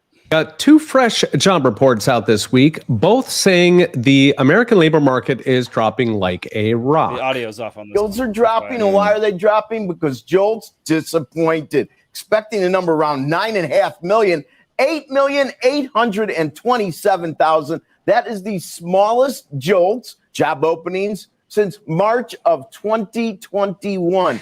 It was so bad, in fact, that Bloomberg headlined their article, quote, "Good news for the Fed as job market cools." Not a joke. First up, job openings. They dropped by a massive 750,000 on the month, which was a comical 7-fold miss to Wall Street expectations. That's the third biggest miss on record. And it brings the 3-month drop in job openings to 1.5 million lost. That is the worst on record outside the COVID lockdowns. As always, they revised the previous month's numbers down. By the way, they've revised literally every report this year, which is fun because it sneaks some extra juice when nobody in the media is looking. And they can always revise since 70% of their data is estimated. So they're not actually counting. They are using statistical pixie dust. Statistical pixie dust. I mean, just more great economic news, great things happening in the economy. First impressions. I like the statistical pixie dust. Yeah. I'm also curious about the financial mushrooms that Janet Yellen's on. So one of the things about the job openings, that whole thing, when they like to do all this chest beating about like, oh, we added 250,000 jobs, we added 280,000 jobs, 310,000 jobs. Oh yeah. I remember Neil Bortz would harp on this. I'm blessed enough to be from the Atlanta area. So I grew up with Neil Bortz, the talkmaster, on syndicated radio in my area. And one of the things that he would always harp on, and of course he retired, right after Obama got elected, 2012-ish, so 10 plus years ago. But back in those times, early 2000s, he was talking about, at that time, the population was like 300 million. We had to add 400,000 jobs a month to keep up with population growth, to keep up with, either people coming of age, immigrants, all that kind of stuff. And he was like, so anything less than 400K is a net loss. Essentially, people have dropped out of the labor market. And this is one of those things that he would highlight, that, the stats started getting massaged really heavily during the Clinton years. That's how you have the difference between the U3 and the U6 unemployment statistics, because you have the people that, just recently lost a job, just signed up for unemployment for the first time ever. You have the people that, have been looking for 6 months to a year. And then you have the people that are underemployed. So you used to have a full-time job. Now you have 2 part-time jobs, but that's counted as jobs. So this is all kind of skewed data, so that's one of those things, is like the non-farm payroll employment rate, all that kind of stuff that they put out on these monthly basis. It's these numbers are so heavily massaged to build this narrative around whoever's in power at the time. Now, sometimes they get so crappy you just can't put enough lipstick on that pig. But for the most part, you can look at data at a certain angle, anytime, and tell the story you want to tell. And Peter was saying massaging the numbers behind the current numbers because it gets less media attention to make the, precipitous rise or drop, after to the current estimated number feel either more or less, however we're trying to promote. But Mm-hmm. Yeah. Mm-hmm. Yeah, I mean, when you're trying to collect job information from a country of 350 million people, it is hard. It would be hard to collect 1/1000th of that amount of data. Yeah. So if you're trying to collect all that data, it would be reasonable to assume that you would have to make adjustments to it. The problem is that there are a wide variety of adjustments that it's possible to make, and you can essentially pick the one you want and then be like, oh, well, we just made these reasonable adjustments to our data, and everybody will believe you, but you had 15 different reasonable adjustments you could have made, and they always pick the one that looks the best for them. Yeah. Right. And the idea of the government having literally anything to do with creating jobs is hilarious. I mean, they can only destroy. They can only destroy, man. All they do is take away jobs. They just prevent companies from creating jobs. It's That's like the whole thing unless there. it's the folks they hire to cut their own personal grass, we they go. don't create any jobs. There we go. It's the converse to matter cannot be created or destroyed. Here's the question: in these statistics, are government jobs included in the statistic? Yes, I'm pretty sure they are. 'Cause for some reason they think that that's actual economic output when it's really just parasites. Right. I would love to see the data on how many contact tracers got hired in the month of August. That's a good question, honestly, about the government. That's being rebooted. We know that infrastructure got billions. It got put in place and subsequently dismantled pretty quickly, and now it's just being rebooted. But yeah, the whole on the last week's High Wire with Del Bigtree, they did a whole segment breaking down like, yeah, so middle of September, this is happening and that's happening and this is happening and this and this and this and this, and it all kind of aligns with what Alex Jones said about being told, oh yeah, we're bringing back mask mandates for airport employees and stuff starting in September, and then by the end of the year, masks to get on planes again and everything else. So they're coming back in Germany for sure. There was a Weimar judge just got some years in prison for trying to lift the mask mandates before the rest of the country. Oh boy, that's fun. Oh, boy. Germany's a hellhole again. Who'd have thunk it? All right. I was proud of Volkswagen for doing the emissions manipulations on their diesels. On the diesels. I know. I was proud of them. Well, I was like, that was like when Uber when they were tracking where phones were and then blocking out anyone who had government issued credit cards or phones or their phones spent majority of the day in the government buildings in order for them to not get picked up. So Hannah's making assumptions about each of us right now. Jake and Nick use digital calendars. Steven uses a big family calendar that's up in the kitchen. Zane is a physical planner book, and Alden has no calendar. If I'm using a calendar, it's digital. Yes. I like how she says she didn't say that I use a physical planner book. She says that I am a physical planner book. Is a physical planner book. That's hilarious. Yeah, I use a digital calendar and a planner book, but we do have the one that we got from the Chinese restaurant that's hanging up in the pantry. Yeah, I there use we go. Post-it notes all over the place, and I've literally written on my hand before. So Alden she's right about me. Yeah. Seems like she's right about most of us. That's pretty spot on. That's the only reason I use a digital creepy. calendar is because Nikki basically instilled that in me at this point in time. I have outsourced my calendar to Haley. Like she is my calendar. So yeah, that's basically what man. So I lost one job. There we go. I love it. All right, let's see what Ron Paul warned us about decades ago. Everything. Power of man. And it has become more sophisticated over the decades and over the centuries, more sophisticated now and more international in scope than ever before. So I see the issue of power and the control over money as being something that we cannot ignore, we must address. I believe closely associated with this is the issue of morality as well. By what moral right do we have to create purchasing power out of thin air? Whether it's done by the creation of credit or Federal Reserve notes, or whether it's the creation of SDRs in an international scope, by what right do they do this? Is it any more moral to dilute the value of your purchasing power of the money you hold in your wallet than it is for the farmer to dilute the milk supply with water? I would say there's an issue of morality here just as strong as the issue of power. I also happen to believe also, because it's a moral issue more than an economic issue, it is for this reason that the people have lost trust in their government, trust in the banks, trust in business, trust in themselves, and that we are a nation of Yeah, she was so good.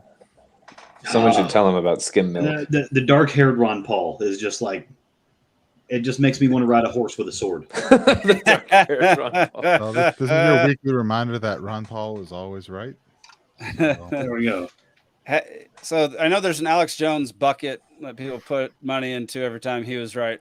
Is there any tally where Ron Paul has like notched? If you had he was a wrong mark. If you had a bucket that you put $1 into every time Ron Paul was wrong, you'd have $0 in that bucket. That's and you might even be a guard at Fort Knox. Unless your government redefined what is wrong to then accept dollars into the bucket. Yeah, like we redefined what a vaccine is. Well, yeah, in that case, he's wrong about everything. Yeah. That's what I'm saying. So it all depends, you know. So either you're super wealthy or you're super poor. That's basically what this is. What is wealth? You know. See, and he talks about the guy, putting water in the milk supply and all that kind of stuff. I always wondered who designed the milk jugs the certain way. This guy has to be a millionaire. It's designed specifically so you spill that first little sip of milk on your counter. Maybe this needs to go on the conspiracy wheel. Right. Everyone knows you sip the first bit out of there. Yeah, 1 sip of milk a week per family. How many more gallons of milk is that per year? The guy is so rich. Goodness what was that Heineken ad for like a Super Bowl or something where it listed the amount of beer spilled a year, like as through people like cheersing or whatever? It was hilarious. And never mind. Funny. I'll never remember what Super Bowl it was, but anyway. All right, next one up. One of our favorites currently in Congress, Mr. Thomas Massey. This is just ridiculous. This is the House voting on the largest fiscal relief measure in U.S. history last Friday. Of the motion. Those in favor say aye. Those opposed say no. The ayes have it. Mr. Speaker. For what purposes, gentlemen, seek recognition? Mr. Speaker, I came here to make sure our republic doesn't die by unanimous consent in an empty chamber, and I request a recorded vote. A recorded vote is requested. Those favoring a recorded vote will rise and remain standing until counted. An insufficient number having risen, a recorded vote is refused. Mr. Gentleman recognized. I object on the basis that a quorum is not present and make a point of order that a quorum is not present. The chair will count for a quorum. Counted for a quorum is present. The motion is adopted. Without objection, a motion to reconsider is laid upon the table. So there you go. The CARES Act passed, y'all. He does what he can. He does everything he possibly can. I love Thomas Massey. Yeah, he's just a good dude, and he's just there trying to make the best of things. And I even love the guy from South Carolina that cracked a beer while he was on his way out. You can't have that here, and he's like, listen, I'm talking to people right now. Lighting your cigarette as you leave the door, like I mean, just think about it. It was clear in those chambers that not everybody was there. They barely had enough for a quorum. They didn't mention how many they needed for a quorum. I mean, obviously, we're not privy to all the proceedings, but it's in their daggum rules. But you can go look up their rules. It's just it's true. Who wants to do that? He was voting on the largest fiscal relief measure in U.S. history. I mean, which was only bigger than the one that was passed the year prior. Correct. It just keeps on getting bigger and dadgum bigger. Like that just printed trillions of dollars. Just passing that one thing. That just diluted our milk. Of dollars. That diluted our dadgum milk, and I love my milk. Give me that whole milk. That added 11 countries to the BRICS alliance. There we go. Is what that did. Yeah, I love how he protested too. No, I'm serious. They just had the Durban Accords last week, and they're trying to annex another 11 countries into the BRICS alliance. Now, we're not in immediate danger of the petrodollar being dethroned, right? Because for something to be considered the global reserve currency, there has to be some level of free-flowing capitalism associated Global with reserve. this currency. Yeah. So I don't think the Chinese yuan is going to supersede us in any time soon. But as they gain traction, we know that. I think 60 countries have applied to become a part of the BRICS. There you go. More and more nations worldwide are saying, well, at least it's the dictator I know rather than the friend that's going to stab me in the back. If things keep going, we're going to end up using wheat as currency again. So I'm not worried about it. Just going to grow wheat. Bitcoin, yo. We don't. Or salt. We got Bitcoin. Am I the only one with 100 pounds of salt in my basement right now? I got about 20 pounds. As it currently stands now, you can't use yuan as the global reserve currency because China has really strict export controls on it. But I was listening to the what? I was going to make that same point also. So I was listening to the latest episode of the Human Action podcast, which had on friend of the show Peter St. Onge, and he was making the point that China's economy is in a really bad spot right now because for the past several years they've been taking everybody's saved retirement savings and investing them into real estate developments that have just been laying empty for several years. They've got whole cities that they've built full of buildings, these huge skyscrapers that literally nobody lives in.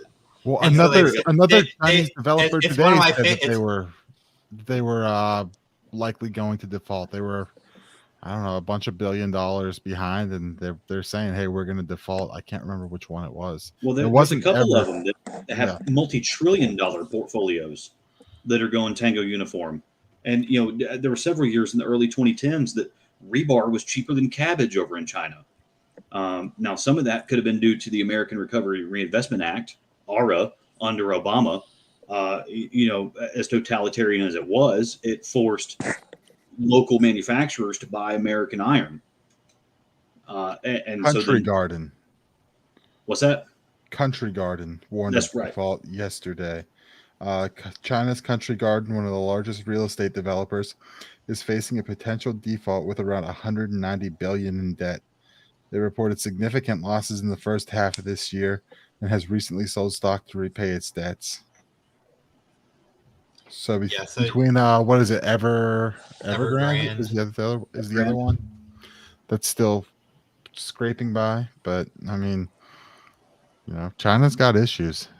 Yeah. So the moral of the story being is that when you have a communist government or a state capitalist government, whatever you want to call the government of China, that whatever you call it is deeply invested in the entire economy, there's no way to avoid huge amounts of malinvestment. And so it would be Winnie the Pooh capitalism, I think we could call it. So you're a weekly reminder that even though China is big and powerful, they're not as big and powerful as a lot of people are afraid that they are because they're communist and communism sucks. Right.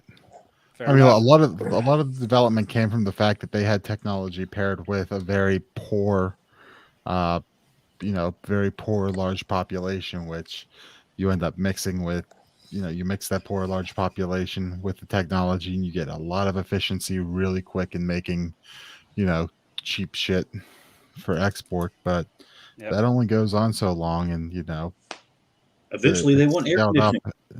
Yeah.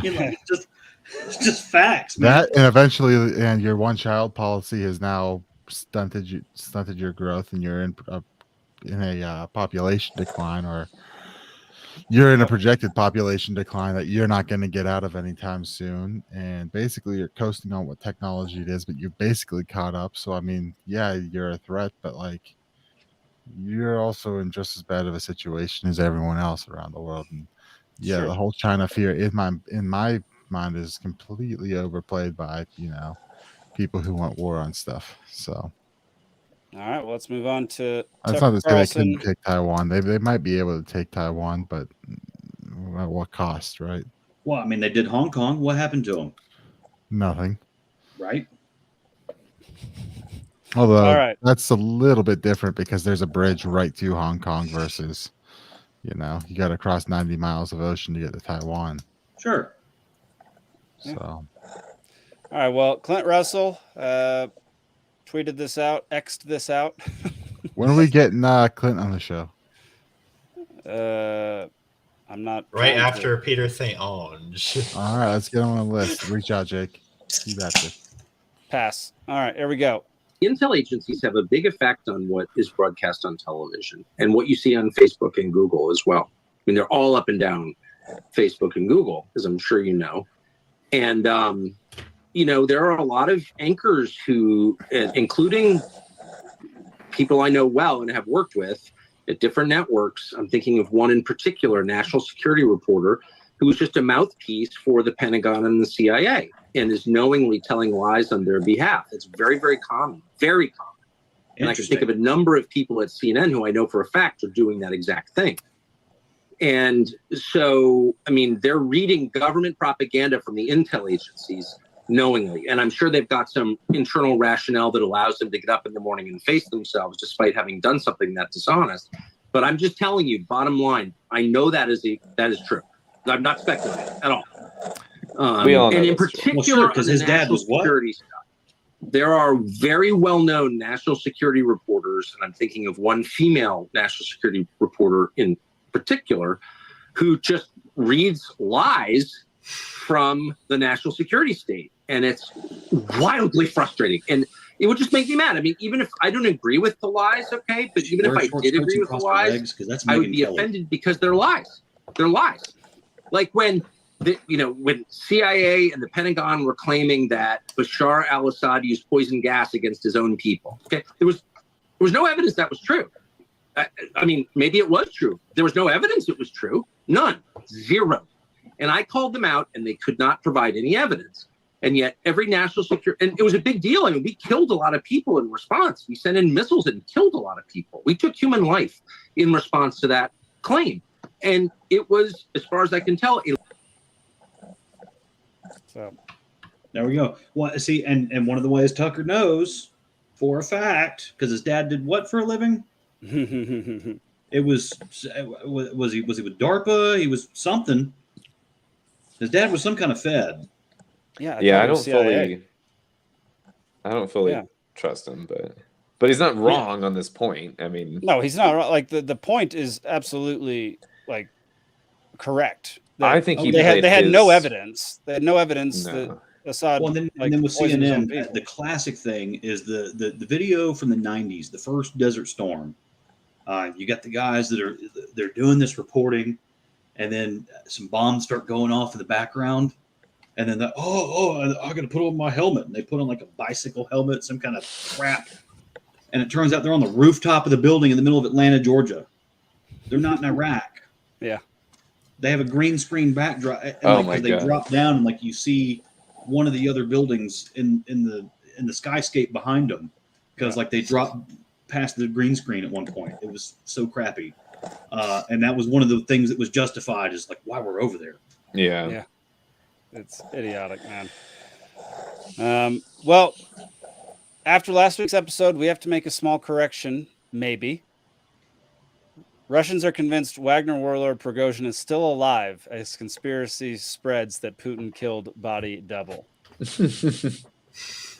I kind of had a suspicion. I mean, you had to be pretty dumb to get on a plane over Russia if you were him. Well, and the pronouncement of death came pretty like instantaneously. Yeah, it was instant, and then people. And I've heard X or both Twitter, of his whatever planes it is, were in that- the air at the same time.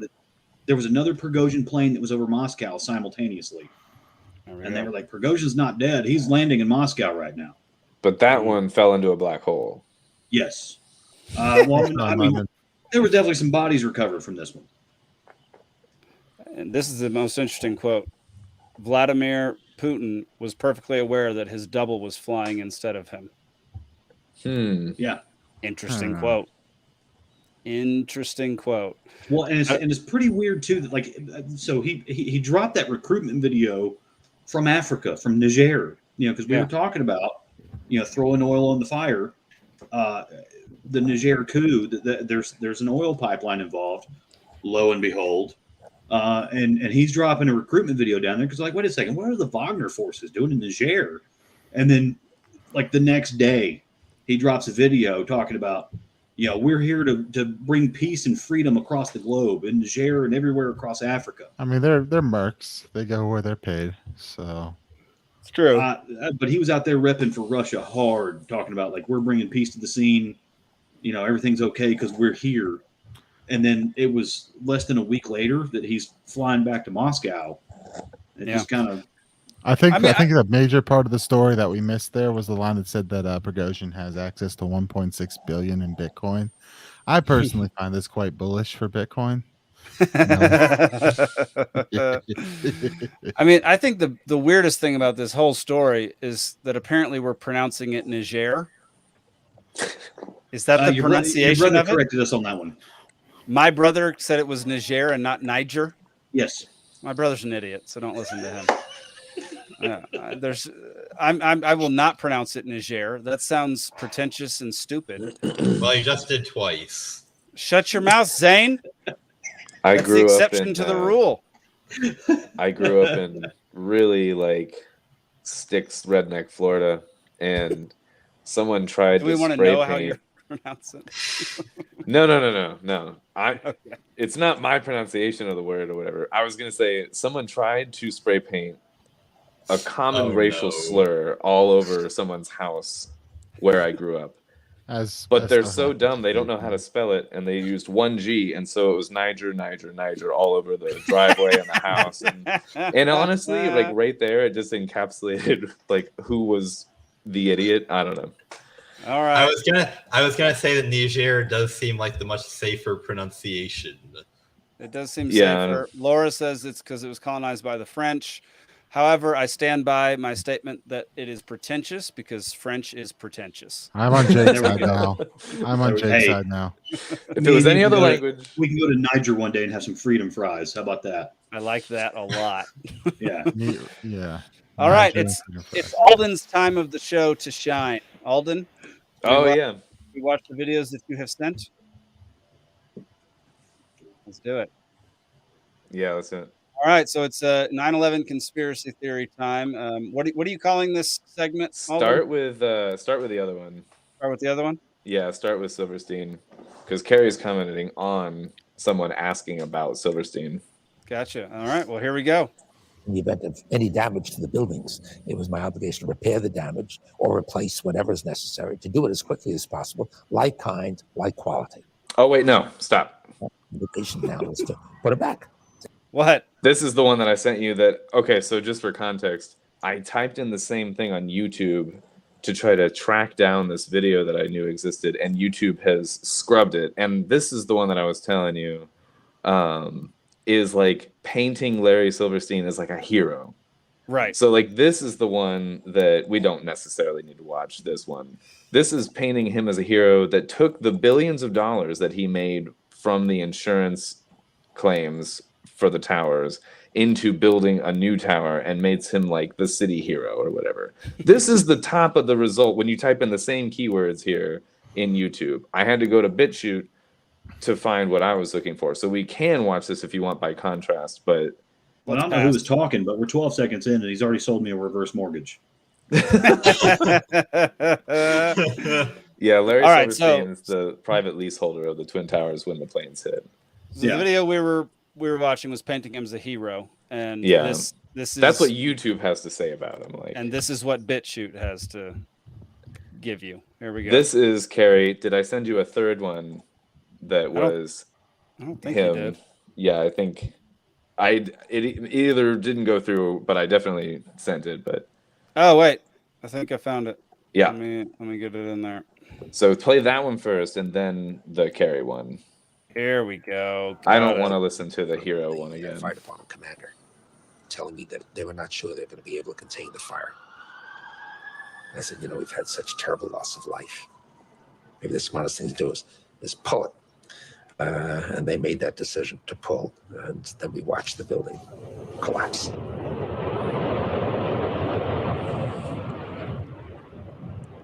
So this was a PBS interview, and this snuck out. And then in the years after this, they tried to scrub this from the internet. They tried to, because they changed the narrative. They were like, no, wait, we didn't pull it. We didn't control demo it.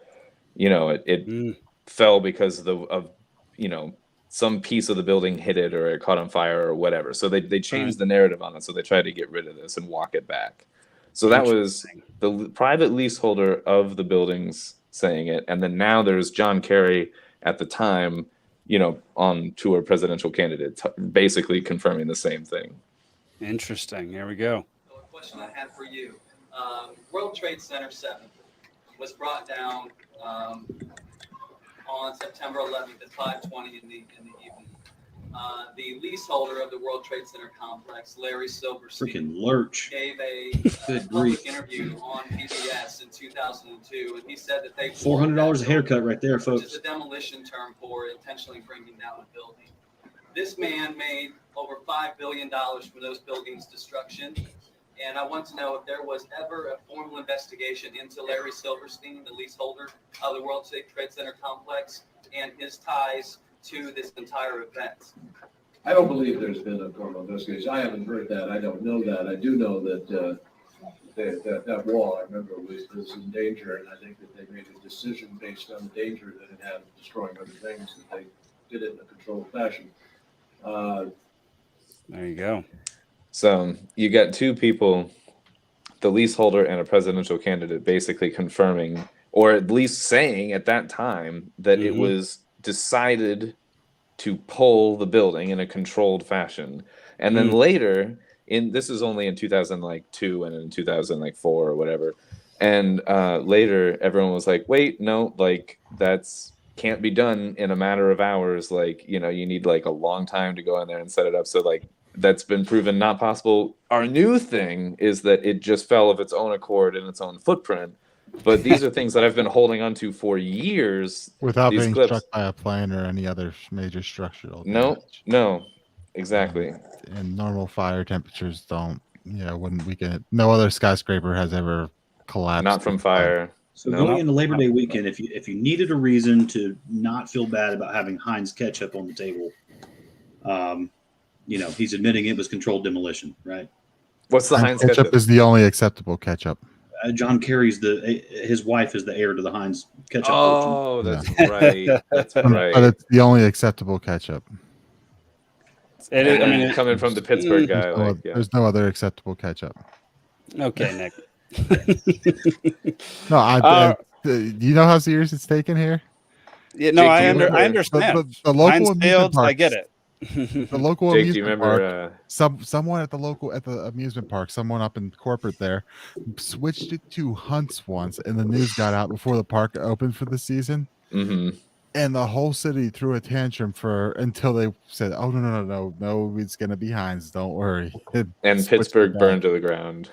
It was a But the news story trees for were a fine. week because they were like, you can't have Kennywood without Heinz ketchup. It was literally. All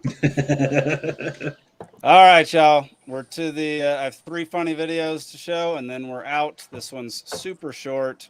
My politics in 2016. My politics in 2024. It doesn't matter. You can see everything's coming to a head. All you people that love the system, just enjoy it. Just enjoy global depression. Just enjoy the rioting, the checkpoints, the wars, just all of it. It's what you want. And quite frankly, we all deserve it. Peak male performance. That is it. That's the most I've ever agreed with Alex's joke. Yep. I fully agree with that. All right, next one. Here we go. Did you know you're temporarily blocked? No, this is not AI. This is a brand new, revealed today, wind-powered cargo ship. Designed by America's Cup engineers, the cargo ship is going to launch from China and carry a shipment of grain to Denmark. Engineers are saying that it could save up to 3 tons of fuel per day. In other tech news, this is a sneak peek at Nintendo's next console. This is a prototype for the iPhone 24. And the way gas prices are going, this is the 2027 Honda Civic. I know what you think. Yeah, so freeze on that. Does that look like the white flag of surrender to anybody else? I mean, like just like calling that, because there were news outlets calling that the first wind-powered cargo ship. Like the Dutch East India Trading Company never existed. Yeah. Well, to be fair, I think I've made this point, but this whole story about wind-powered cargo ship keeps popping up every couple. Well, it's been every couple months. It's been popping up recently, but it goes back like 10 years that you get 10, 15, 20 years. You keep finding this wind-powered cargo ship story coming around. So. Yeah, but also I think it's a very interesting, just that whole video. I find it very interesting about the point he was making, where if you get rid of fossil fuels, you create poverty, because everything you had there it was just poverty, right? Yep. Horse-drawn carriages, landline phones, just peak poverty by getting rid of the fossil fuels. So hey, taking care of a horse is before candlelight, right? Sure. Yeah, I said, you know what the socialists used before candlelight, right? Light bulbs. Electricity. That's right. That's good. Yeah, I know that I've said this on the show before, but I'll say it again. Climate alarmism is anti-human and wishing death on billions of people. So you are the carbon they want to reduce. There we go. That should be the title of the show, or the subline. All right, here we go. Final video of the day. How's your year going, y'all?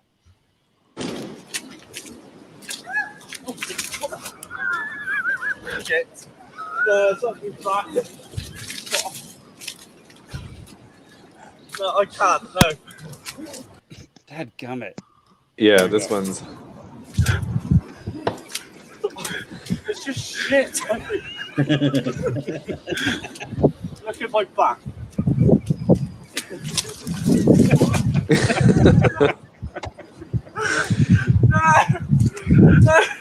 Man, we've got to go back, honestly.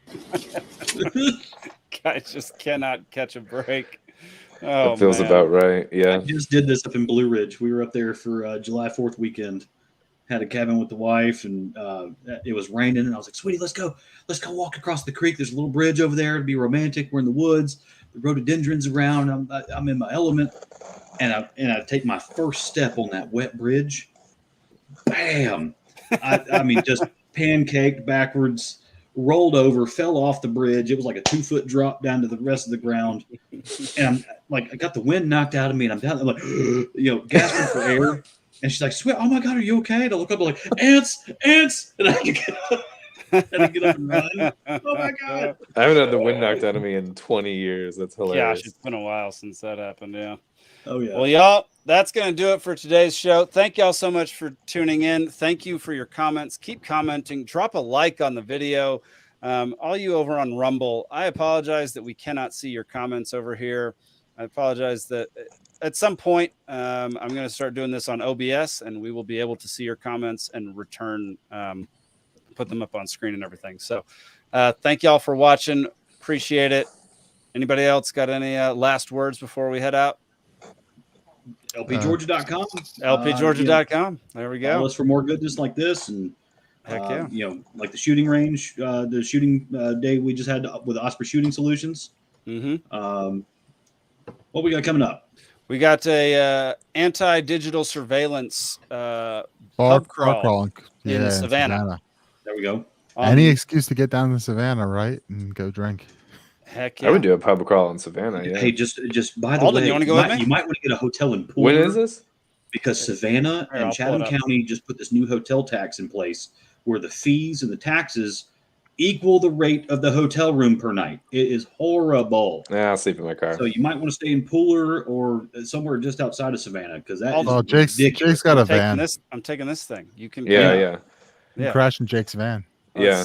But It's only one person, and that person is Alden. I was gonna shout out to Green Truck Pub in Savannah. Also had my favorite ketchup, by the way.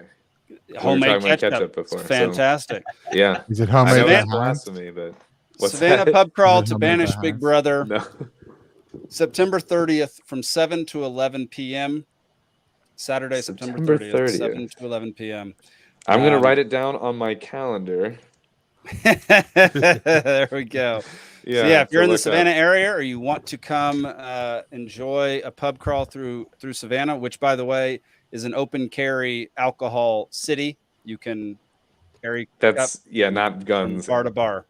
It's well, I mean, 15 on your back. Georgia's an open carry state, so you can do both. Well, yeah, Savannah's close enough to Fort Stewart too. Usually there's questions about can you drink with a gun on your hip, and that's what I was. The answer is usually no. Well, questions. I don't really care about questions. Just give me the answers. You know, I'm Just gonna don't make it way. visible. Keep it in your sock or something. You know. There we go. All right, there's y'all. no 51% signs in Georgia like in Texas, Jake. So there we go. All right. Well, here we go. That's it for this week. Tune in to Free Georgia Podcast on Monday night. I'm sitting down with Mr. Dave Benner to talk about his new book about Thomas Paine. I like that guy. Dave Benner's awesome. Tune in next week to more Liberty Libations at 8 p.m. Eastern here on our YouTube channel, Rumble channel, Facebook, Twitter. Join the Bitcoin Caucus. That's it. Join the Bitcoin Caucus. All right, y'all. That'll do it. Thank y'all for watching. We'll see you next time. Peace.